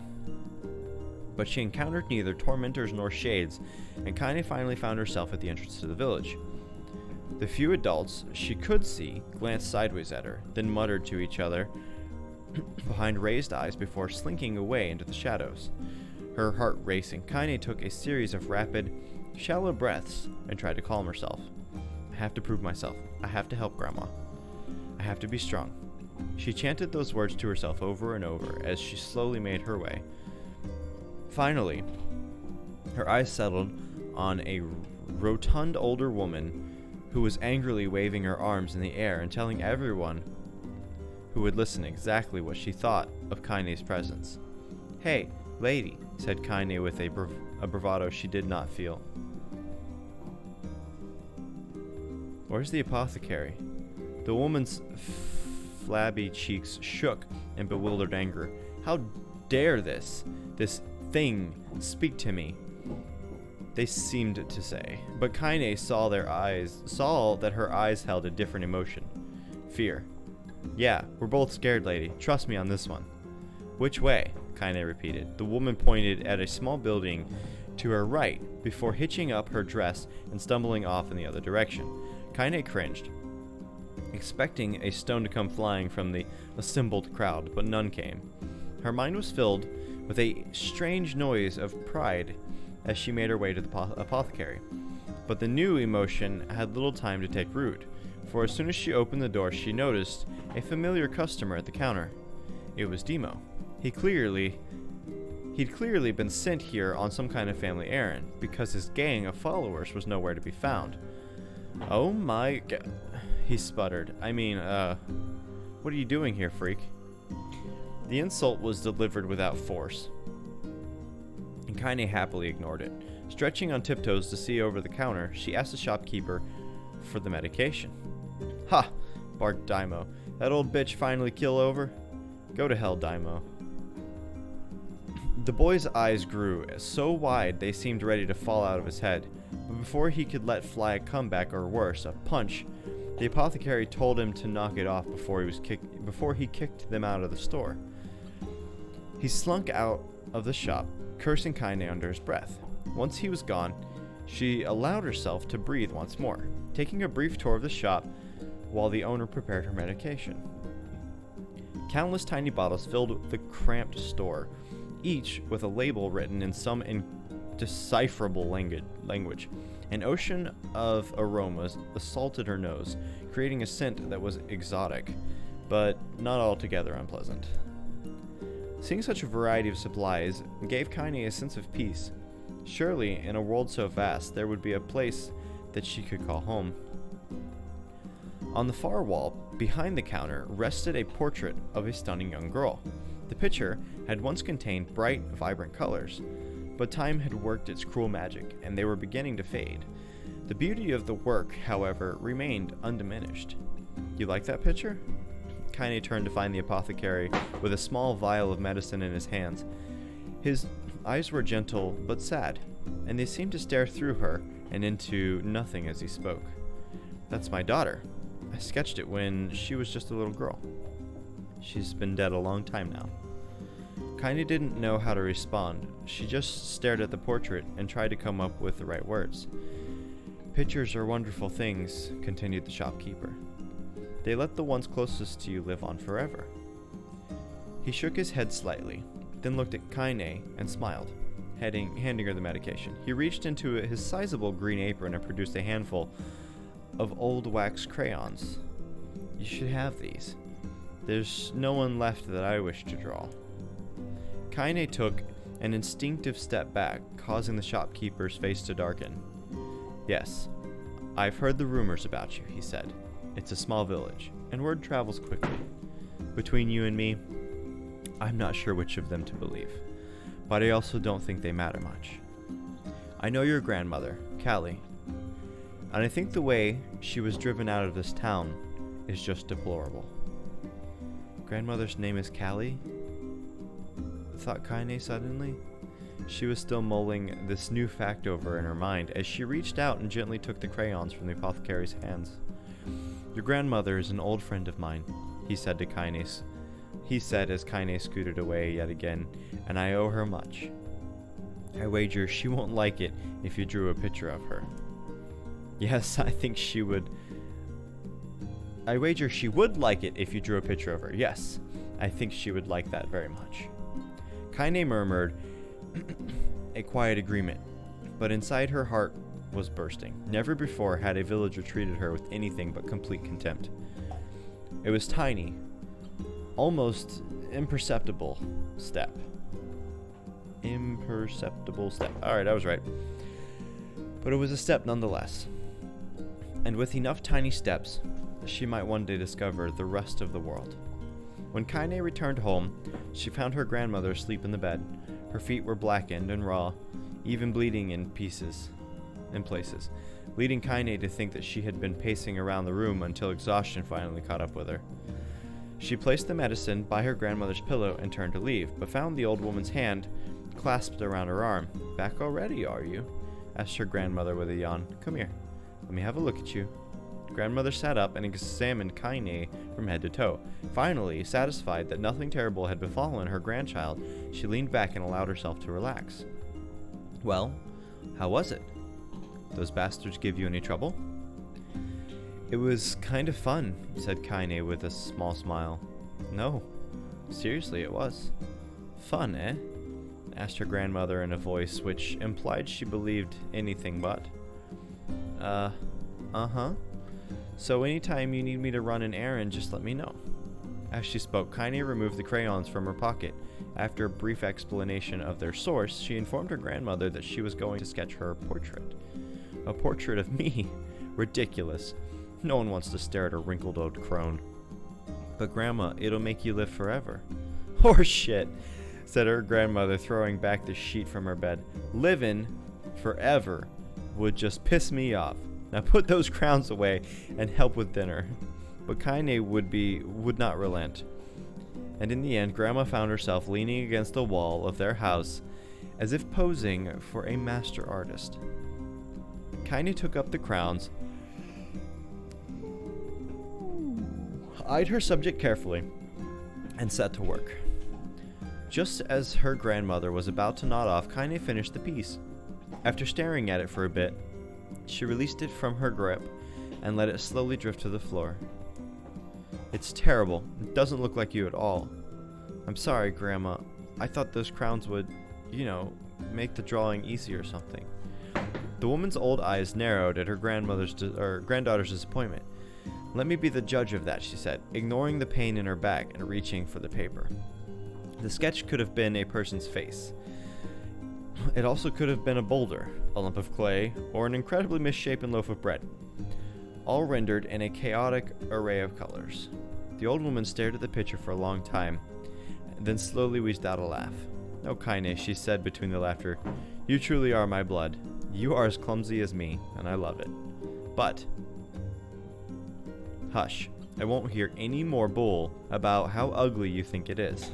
It came from the heart, and I will treasure it always." True to her word, the old woman gave the picture a place of honor above the kitchen table. In the days that followed, Kaine would often catch her staring at the portrait with a strange smile on her face, an action she interpreted as silent, mocking laughter. A week later, Kaine could stand it no more and asked her grandmother to take the artwork down. "Posh," said the woman. "I'll take this down when they roll me in my shroud." She pondered this for a bit, then turned to Kaine and dropped to one knee. "Listen to me, girl. Seeing this picture makes me happy in a way I've never felt before, and it makes me want to go on, so that someday you can feel the same happiness." It was a moment that burned itself in Kaine's memory, a perfect blend of pride and love and joy that came together to form a lifelong remembrance. She swore to never forget this moment, to never forget the old woman who had made her place in the world possible. Time moves on. People and memories move in and out of a life like ghosts passing through a hall. But this moment will be different. Kaine swore because I will remember it forever. Forever. Kaine's dreams. Separation.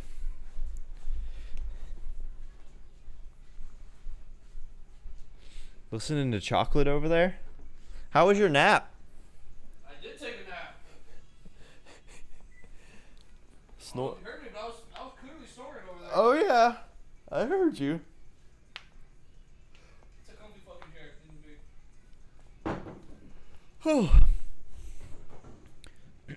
Okay. Third story. We're on the third story. Guys, I'm 30 minutes in on Kaine's story, and I've done nothing but read. Kaine listened to the sound of crackling firewood. I'm not sure. I mean, it's got to be in that drawer somewhere.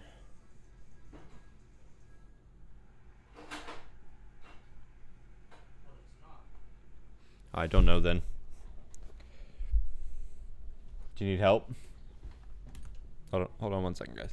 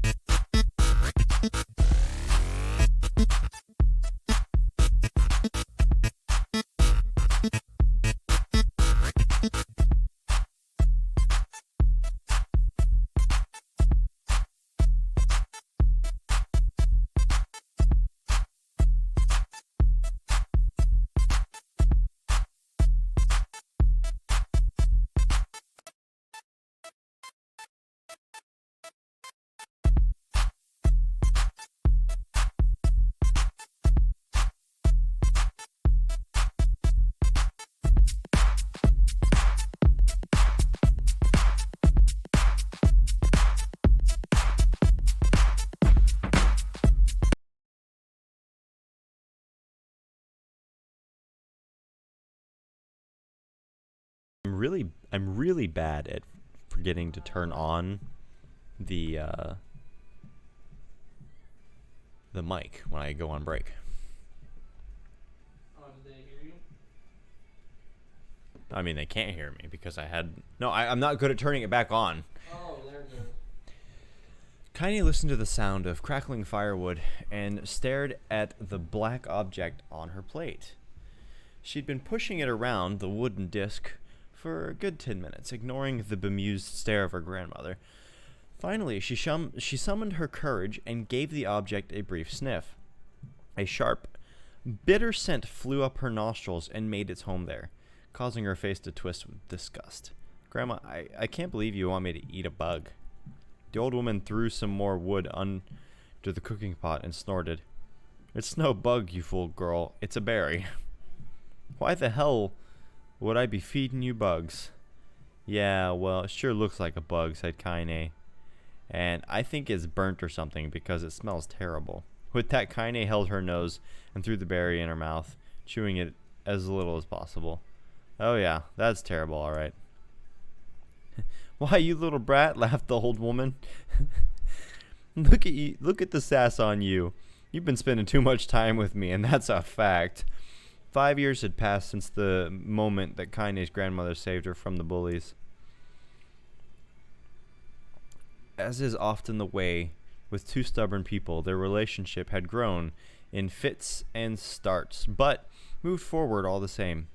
Meals that used to be somber affairs were now filled with laughter and hurled abuse in equal measure. Kaine could not remember a time when she had been happier.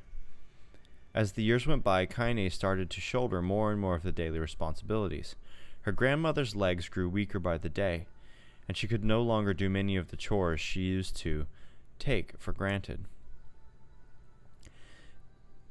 And so this morning found Kaine lacing up her work boots with a breakfast of burned berry rolling through her belly.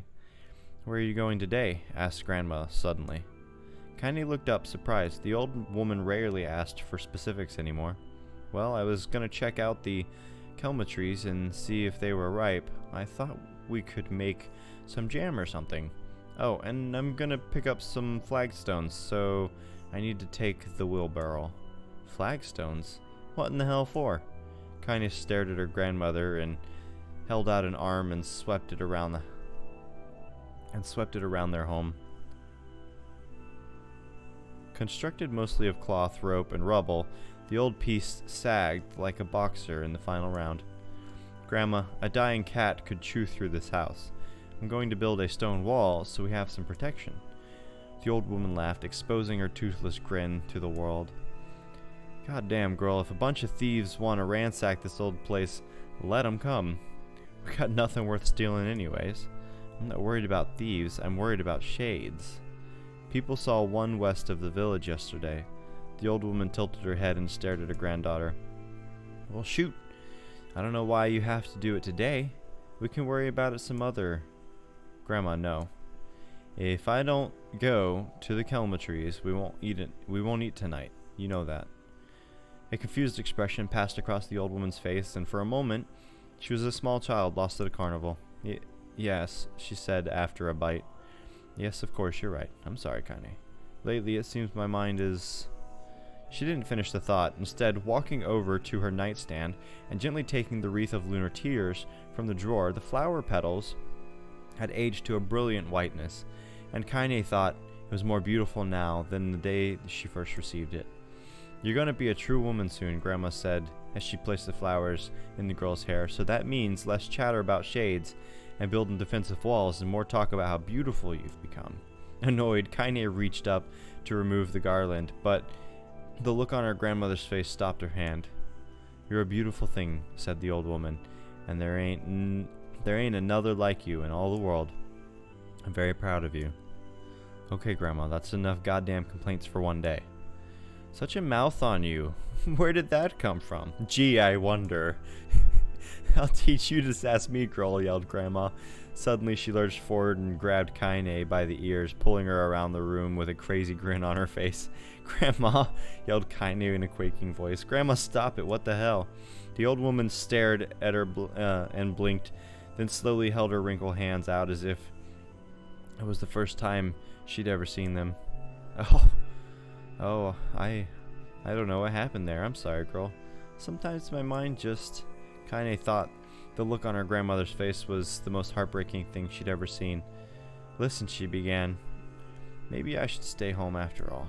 No, I won't have you stay here and keep an eye on an old cotter like me. You go get your fruit and your wall and whatnot, I'll be fine. And when you come back, I'll have a nice grasshopper dinner waiting for you. Kaine rolled her eyes and kissed her grandmother on the forehead and made ready to depart, trying desperately to ignore the worry that was gnawing at the walls of her heart. Kaine could feel the old woman's eyes watching her as she moved down the path. Don't turn around, she told herself, but in the end, temptation was too great. She spun on her heel for one last look and saw a small, bent woman standing in front of a ramshackled hut with a sad expression on her face. God, she looked so old now. It's like the wind could reach down and just carry her away. Kaine worried about her grandmother all day, causing her work to suffer.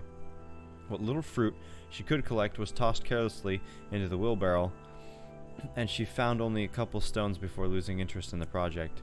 Finally, as dusk approached, she decided to call it a day. Cursing herself for the lack of focus, Kaine pushed the nearly empty wheelbarrow back down the path. As she crested the final hill, she suddenly froze in place. The wheelbarrow fell from her fingers and collapsed on its side, sending a few pieces of wrinkled brown fruit rolling back down the hill. Her gaze was transfixed by a thick black cloud that hovered just ahead. Tracing its path with a finger, Kaine suddenly felt her stomach knot in on itself. Oh gods, no. Her grandmother's house was ablaze, the flames licking up as if trying to touch the sky itself. Kaine ran then faster than she has ever moved in her life.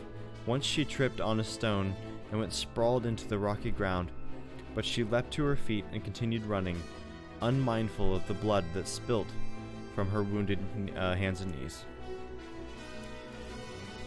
As she got closer and closer, Kaine's mind began to race in time with her footfalls. It's too dark.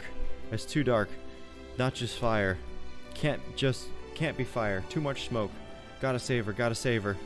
She burst into the front yard and came to a sudden halt, her worst suspicion confirmed. The smoke from the fire was mingling with the thick, inky blackness of an enormous shade.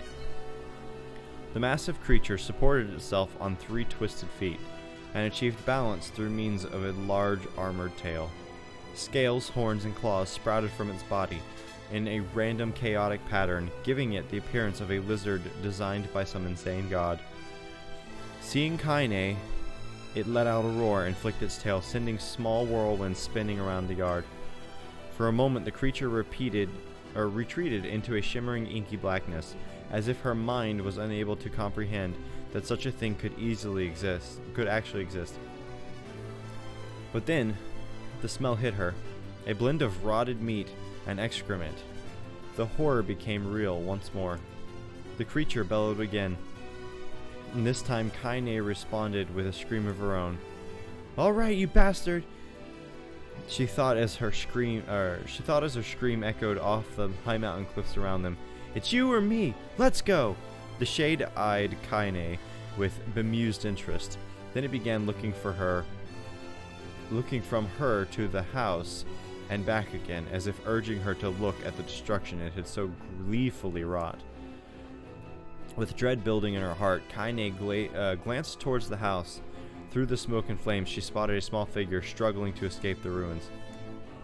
At the sound of her voice, the old woman began waving frantically. "She's alive," thought Kaine. "Alive." Kaine's legs sprang to life as she raced across the yard towards the flaming wreckage of the house. Before she could advance more than a few steps, the shade opened his mouth and let out a roar powerful enough to uproot trees and send them flying. The blast sent Kaine tumbling through the air before smashing her against the rocky earth. Stars danced in front of her eyes as she tried to remember how her legs worked. "Get up! Get up! Get up!" As Kaine struggled to her feet, the shade stomped towards the house, and pin her grandmother to the ground with the tip of a claw. The old woman struggled to move the claw from her stomach, but she might well have been pushing a mountain. She coughed briefly, sending a small spray of blood into the air, then collapsed to the ground, her energy spent. Kaine lurched to her feet, only to fall back to the earth with a gasp. Her ankles were on fire. One or both of them were surely broken. Ignoring the pain that screamed through her body, she began dragging herself across the ground, leaving a drunken trail of dust and blood in her wake. Grandma, hold on.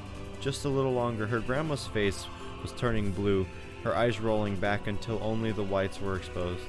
Kaine pulled herself across the ground with maddening slowness, the distance seeming to increase with every second that passed. The shade glanced between the two women and flicked out its tongue, its giant mouth turning up at the corners. Short, panting breaths belched from somewhere deep inside its core. Bastard, laughing at us. She had no idea how such a mindless creature could experience emotion, but there could be no doubt the shade was taking joy in their suffering. Yeah, I see your plan. The shade moved its claws slightly, allowing Grandma to breathe again. It was clearly keeping her alive only to snuff her life when Kaine was close enough to touch her. I'm gonna kill this bastard. Summoning all her strength, Kaine rose to her feet. There was a sickening snap from her right ankle as the foot twisted backwards, but she forced it from her mind to begin to hobble towards the monster. Pulling a small knife from the pouch at her waist, she leapt on the foot that pinned her grandmother and plunged the weapon deep. Give her back, she screamed. Give her back to me. It was like stabbing a rock. After a few swipes, the knife broke at the hilt with a dull snap. The shade panted laughter again, then raised its tail and sent it rushing through the air towards the young girl that was latched to its foot. Kaine never had a chance. The tail struck her square in the chest and sent her crashing into the burning wreckage of the home. As she lay on the ground, blood pouring from multiple wounds, a small, weak voice spoke up. Kaine. Kaine's vision blurred, but she forced herself to focus on the sound. Finally, her eyes cleared enough for her to make out her grandmother's hands reaching out to her through the smoke. Grandma, Kaine, you gotta run. You can't best this one. Kaine grabbed the hands and held on with all her strength. Come on, we've gotta go. The old woman coughed loudly. One of her hands, slick with blood, slipped from Kaine's grasp and thumped to the ground below. Grandma, no. I said run, goddammit. You have to. You have to live. You have to get through. The thought would stay forever unfinished before she could say another word. The shade's clawed foot descended, smashing through the remains of the roof and down upon the shattered figure of the old woman. Blood oozed from gaps in the creature's toes as the terrible, putrid smell assaulted Kaine's nose once again. She stared at the foot, dumbfounded, convinced that what she was seeing could not possibly be for real. When the creature finally lifted its appendage, all that remained underneath was a twisted, unrecognizable mass of rubble and red. Her grandmother was gone. Kaine blinked, trying to feel the hands which had been in hers just a moment before. Before a fleeting instant, she could remember the warmth of that embrace, the trembling of her fingers. But then the sensation drifted away on a breeze and was gone. Memories flashed through Kaine's mind one after another, faster and faster until they become a meaningless jangle of noise. Kaine screamed. Then, a thunderous sound that echoed off the cliffs and seemed to roll away forever. The shade eased forward, black ichor pouring from its mouth and dissolving into smoke on the ground below. The earth shook with every step as it crept towards its prey. Kaine's body slowly rose as if controlled by a mad puppet master. Her arms and legs were bent in impossible angles. Her head lolled dangerously to the side, yet somehow she managed to stand. Staring at the shade, her eyes began to glow with a deep red fire.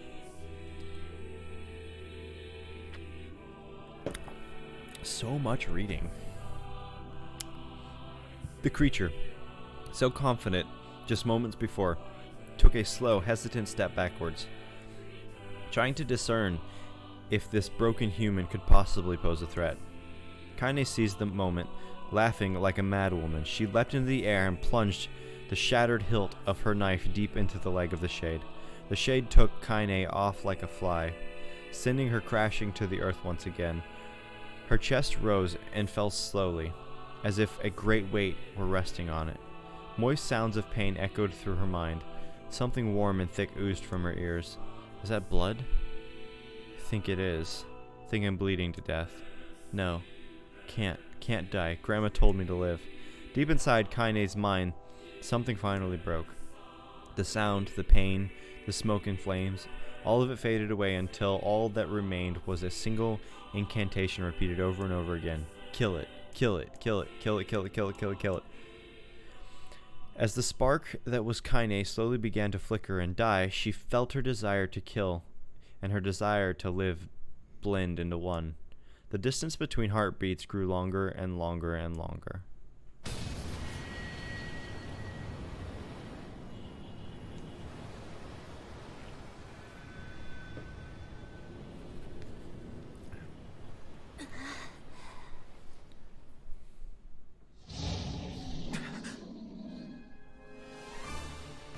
The beast approaches.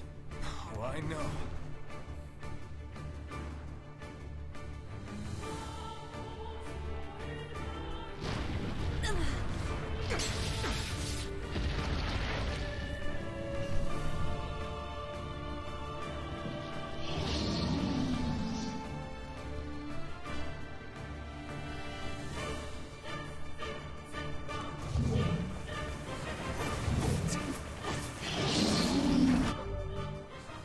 I'm level 27. That's funny. So it gave me my levels for beating the game. How did it even survive these past 5 years? I'm not gonna let this happen again. It dies today. My sword feels lighter. It's not the blade, but the skill of the user. Strike it down.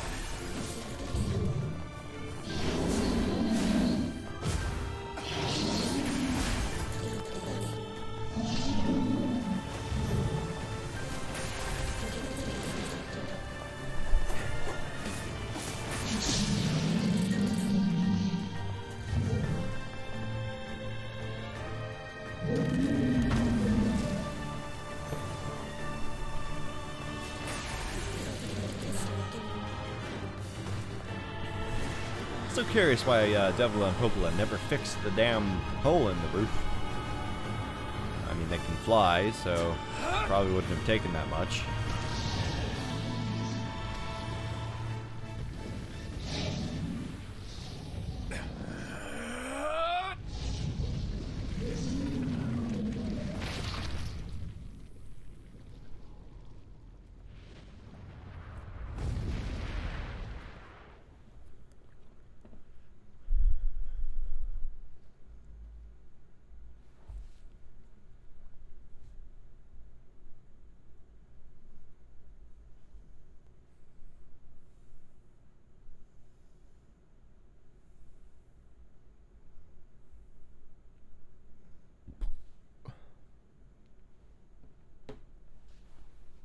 Gently, weakly, softly, the Shade, sure that the tormentor was dead, turned and stomped off towards the horizon, stopping along the way to bellow one final roar.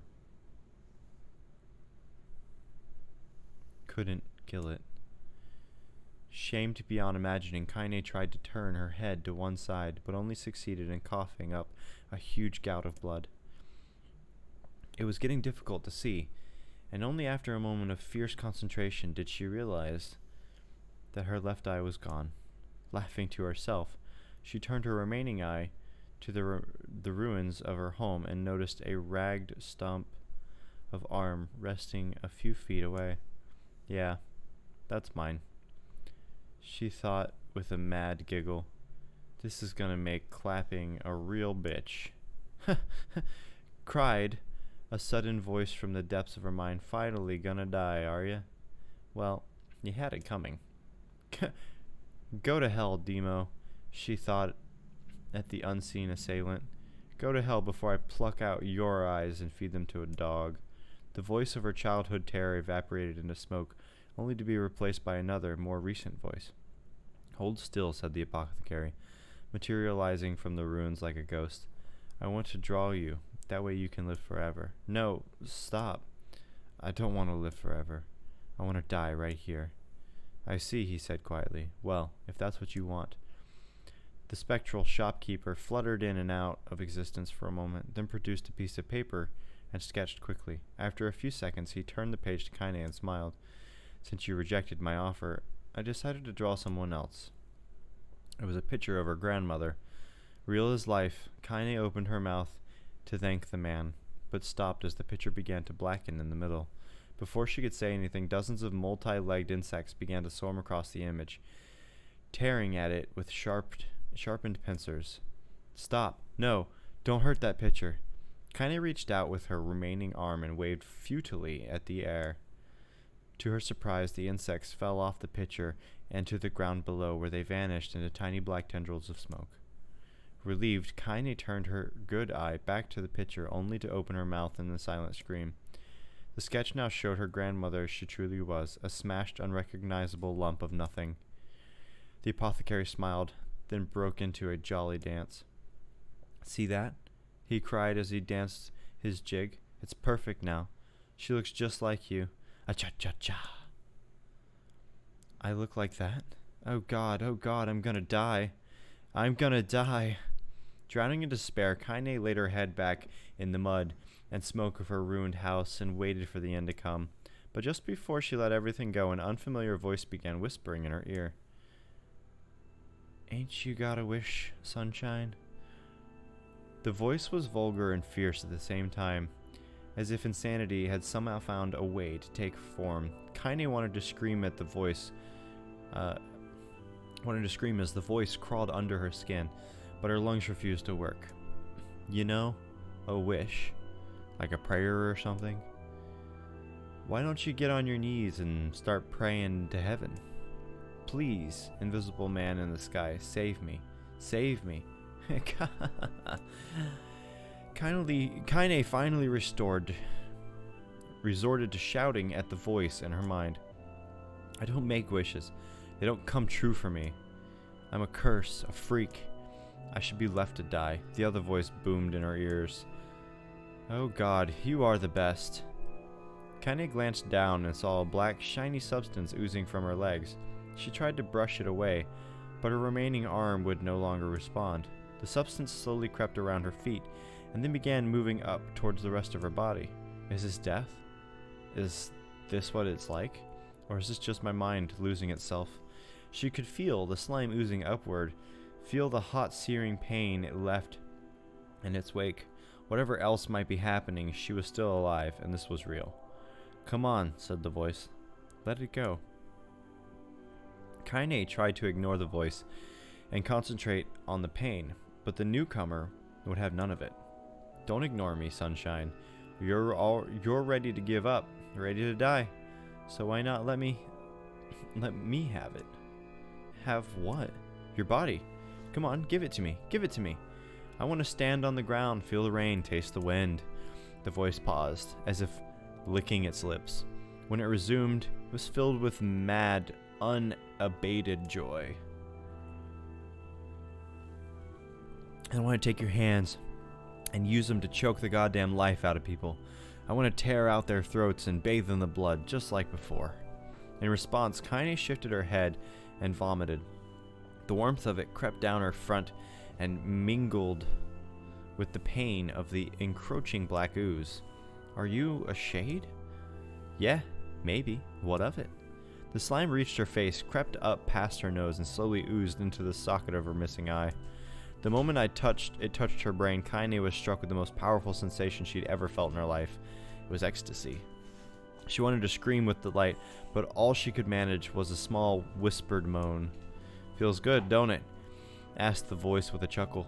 Yeah. What can I say? I know how to please the ladies. Now, give me that body. Come on. Give me the body, and I'll give you more of this feeling. It's a fair trade. A black lump began to protrude from Kaine's side, which, as she watched, it grew longer and thicker, eventually taking the form of her missing arm. I can see better, she thought. My eye must be growing back too. The slime reached up to envelop the rest of her face, but she managed to brush it away. Stop, she whispered, marveling at how she had regained her voice. Stop. The black ooze hesitated as if considering this request, but then quickly shimmered down her body before disappearing in a cloud of smoke. Oh, what the hell, Sunshine, screamed the voice. We had a deal. I thought you wanted to die. Grandma said I can't die yet. A brief image of her grandmother, bloodied and broken, flashed before her eyes. She saw the shade that had killed her and heard its mocking laughter, then closed her eyes and forced the image from her mind. Her whole body was quaking with rage. When she opened her eyes again, they burned bright red. That thing took my grandmother. I have to kill it before I die. Kaine glanced down and saw a mysterious pattern, the pattern of the shades, burn itself into her left arm. Well, I'll be damned, she said. The voice cheerfully. Look at that, Sunshine. I think you and me are going to be good friends now. Kaine stared intently at her arm. The more emotional she felt, the more the letters seemed ready to puncture her skin and begin infecting the rest of her body. The arm clearly had a will of its own now. Stop. Gotta stop. Holding her left arm in her right, Kaine took a deep breath and tried to calm herself. Come on, don't fight it, pleaded the voice. Hate's my favorite dish, and I'm hungry. Let it go. Feel the anger. Burn with the fire of revenge. Thirst for blood. Then go out there and, shut up. Shut up and get the hell out of my body. Your body. That's rich, Sunshine. Real rich. Look, why don't you just up and die so I can have this body all to myself? What do you say? I bet those buddies of yours in the area would love to see you dead. Kaine grabbed a nearby shard of glass and tried to saw off the shade-infected portion of her side. Before she could, her darkened left arm grabbed her wrist, crushing it. Kaine screamed and dropped the shard as the sound of bone crunching on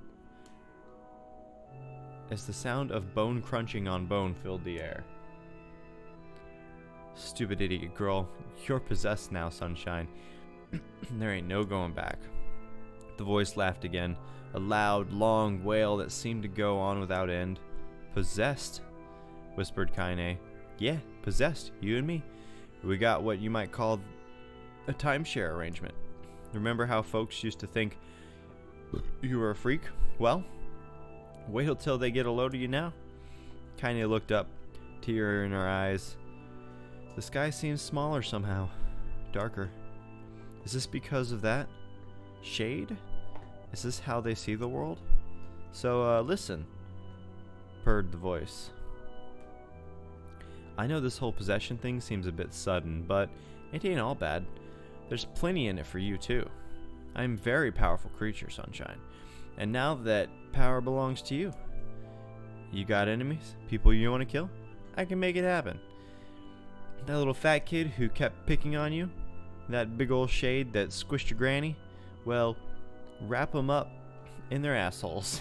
Wrap them up in their own assholes, Jesus. No more abuse for you, Sunshine. No more pain. Wait, said Kaine. You're a shade. Why would you help me kill another shade? What? You think I'm some kind of racist? Some killing slob? I don't give a good goddamn who you murder, honey pants. I just want to drink from the well.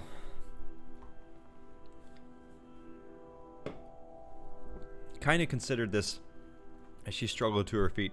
The power of the shade coursing through her. The smoke from her house was drifting away with the wind, and she enjoyed the way the cool evening breeze felt on her new left arm. After a long pause, the voice spoke again. So, how about it? You and me? We could have some good times together. Look, I'll even take care of the bloody part if you don't want. Fuck off, asshole, muttered Kaine. I'll handle the killing. Scream. Look at you go. Oh, Sunshine, we're gonna have so much fun. So listen, my name's Tyron, If you have ever need me, and if you ever need me, I'll just be hanging out in this piece of meat you call a heart. Now, get to it. The more you kill, the more your heart turns rotten and sour. And I like rotten and sour. Kaine found herself nodding at the voice. Yeah, she said, yeah, I think this can work. I'm gonna find that shade and I'm gonna strangle it with its own guts. And when I'm done, I'm gonna do the same to you, Tyron. Count on it. I've shit bigger than you, so good luck with that. Oh, and hey, one more thing. Right now, you and me are sharing this body. But if you ever run out of hate, if you ever, go soft, then I'm gonna take over everything. So keep on killing, sunshine, and watch your back. The voice grew fainter and gradually faded away, fading to somewhere deep inside Kaine herself. Kaine waited until she was sure the voice was gone, then waved her new left arm around a few times. Feels perfectly normal, she thought. It feels like mine. Desperately, she began poking and prodding at the new limb, determined to find something wrong with it. She didn't want it to feel normal. That would mean the creature inside her had already won. I'm not a shade, I'm Kaine. Repeating this mantra in her mind, she slowly began digging through the rubble of her house, being careful to ignore a certain red-stained spot in the corner. Finally, after what seemed like an eternity of heartbreaking work, she found what she was looking for. It was the wreath of lunar tears. Though it had been through hell and back, the garland petals were as bright as ever. Kaine started to place it on her hair, then slowly lowered the wreath and stared at it. I'm sorry, Grandma. I'm so sorry. But I don't deserve to wear this anymore. I'm possessed, corrupt, a freak. And this time I don't think there's any going back. Holding flowers to her heart, Kaine fell to the ground and sobbed. As night gradually lightened to dawn and people of the area arose to their daily lives, she remained in that position, as if tears could somehow wash away the horror that now infected her world. Alive! Stay alive! Stay alive! Grandma. Kaine, you gotta live! You gotta come back to us!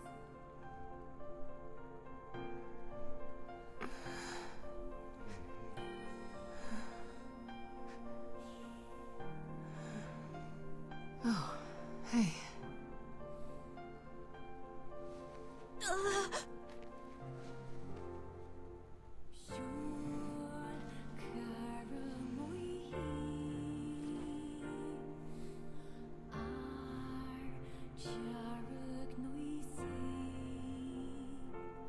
Emil, you were the one calling me, weren't you? You still recognize me? Of course. I knew you right away. Thank you, Kaine. Welcome back, Kaine. Wow, you grew up. So, how long has it been? 5 years. 5 years.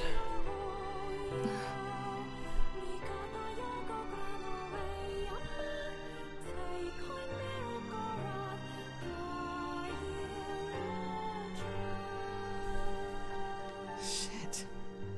That's a long time. Any luck with Yona? We are still no closer to finding her. We need a way to locate the Shadowlord. By the way, this is for you. Is that a lunar tear? It's not as good as your grandmother's, but I tried. No, it's great. Thank you.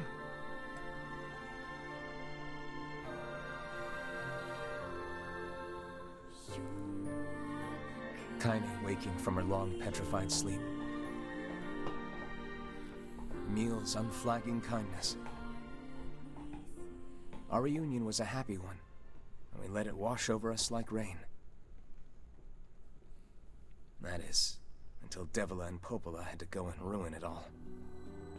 Are you kidding me? You can't be serious. Please try to understand. People are tired and scared, and I'm sorry. I'm sorry you have to bear the brunt of that. This is crap, and you know it. It's okay. We can sleep outside. No one's sleeping outside. You and Kaine saved this village, and now they want to run you out? People are afraid of us. And really, I understand. I mean, look at me. As long as you're still with us, I can deal with it. Right, Kaine? I'm used to sleeping outside. But... Damn. We'll see you later. Sorry about this. Sleeping outside means a whole different thing now. What is the matter? Kaine always sleeps outside. I never thought about that until just now. Never even occurred to me. Damn it. We should turn in.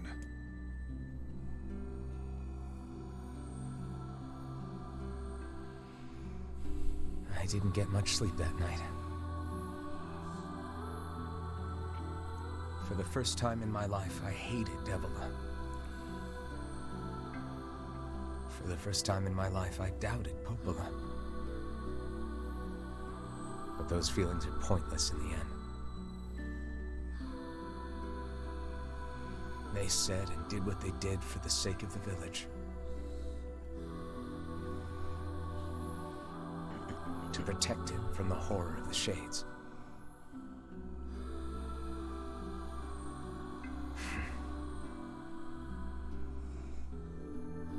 Really, how can I blame Devola and Popola? In the end, I'm just as bad. Because I never once stopped to think about Kaine and Emil's situation myself.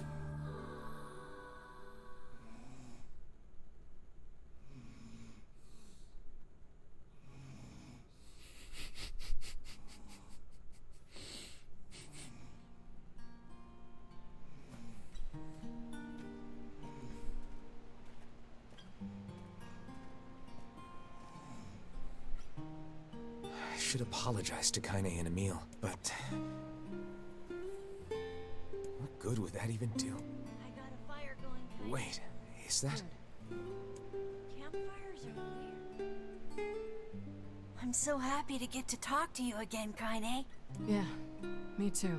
I tried everything I could think of to save you, you know. I polished you with this special cloth. I poured warm water over you. Wait, you poured water on me? Yeah, but it didn't really do much except make you all shiny. Hey, Emil. Thanks for saving me. I guess you noticed how I look different now. I'm sorry, Emil. I'm sorry for all of it.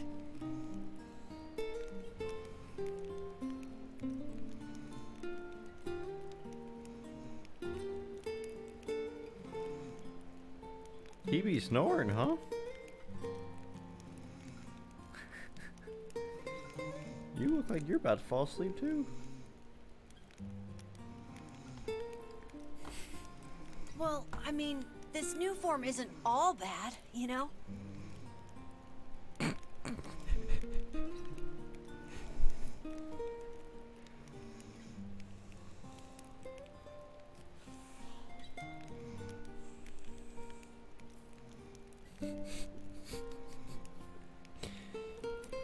At least I can look at you when we talk, right?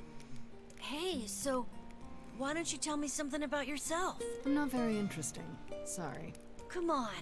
I just want to know you better. Please? Fine. This all happened when I was a kid. Before the whole shade possession thing. My body is... different. And when the villagers found out about it, they started treating me like a freak. But one person, my grandmother, accepted me just as I was. No matter how bad things got, she gave me the strength to keep going. She's really special to you, huh? Yeah. Oh, hey! That gives me an idea. Since we cured your petrification, we should start looking for a way to cure your possession in my body. I know we can do it if we all work together. Heck, it'll probably be super easy. Let me guess. More warm water? Okay. Can we just forget I told you about that?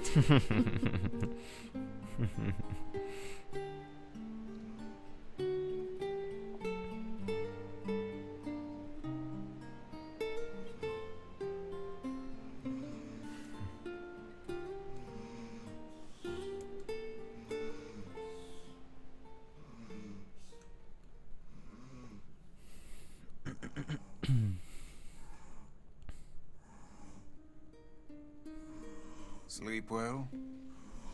Sure. And yet your red eyes tell a different tale. Don't be so hard on yourself, lad. I need to go see Devila and Popola. Very well.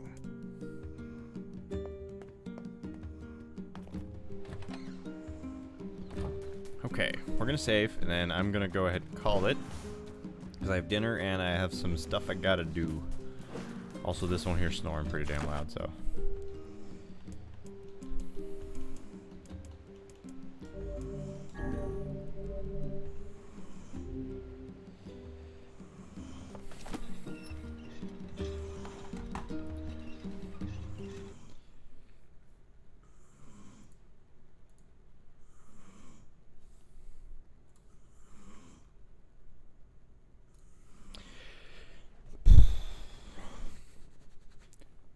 Oh. Lenore, thank you so much for the follow. I did not see that earlier. I'm very sorry. But I absolutely appreciate it. I don't know if you're still around or not, but thank you, thank you, thank you. Alright, thank you everyone who stopped by. I always appreciate it. Don't forget to check out my About section where you can find me in many other places. We're going to raid into Kara, who is playing some Prey still. She is an awesome streamer, and she's really fun. She does a lot of art, and she also does gaming at nights. She is a full-time streamer. She streams twice a day, and she's a sweetheart. So I'm going to go ahead, and we're going to raid off into her.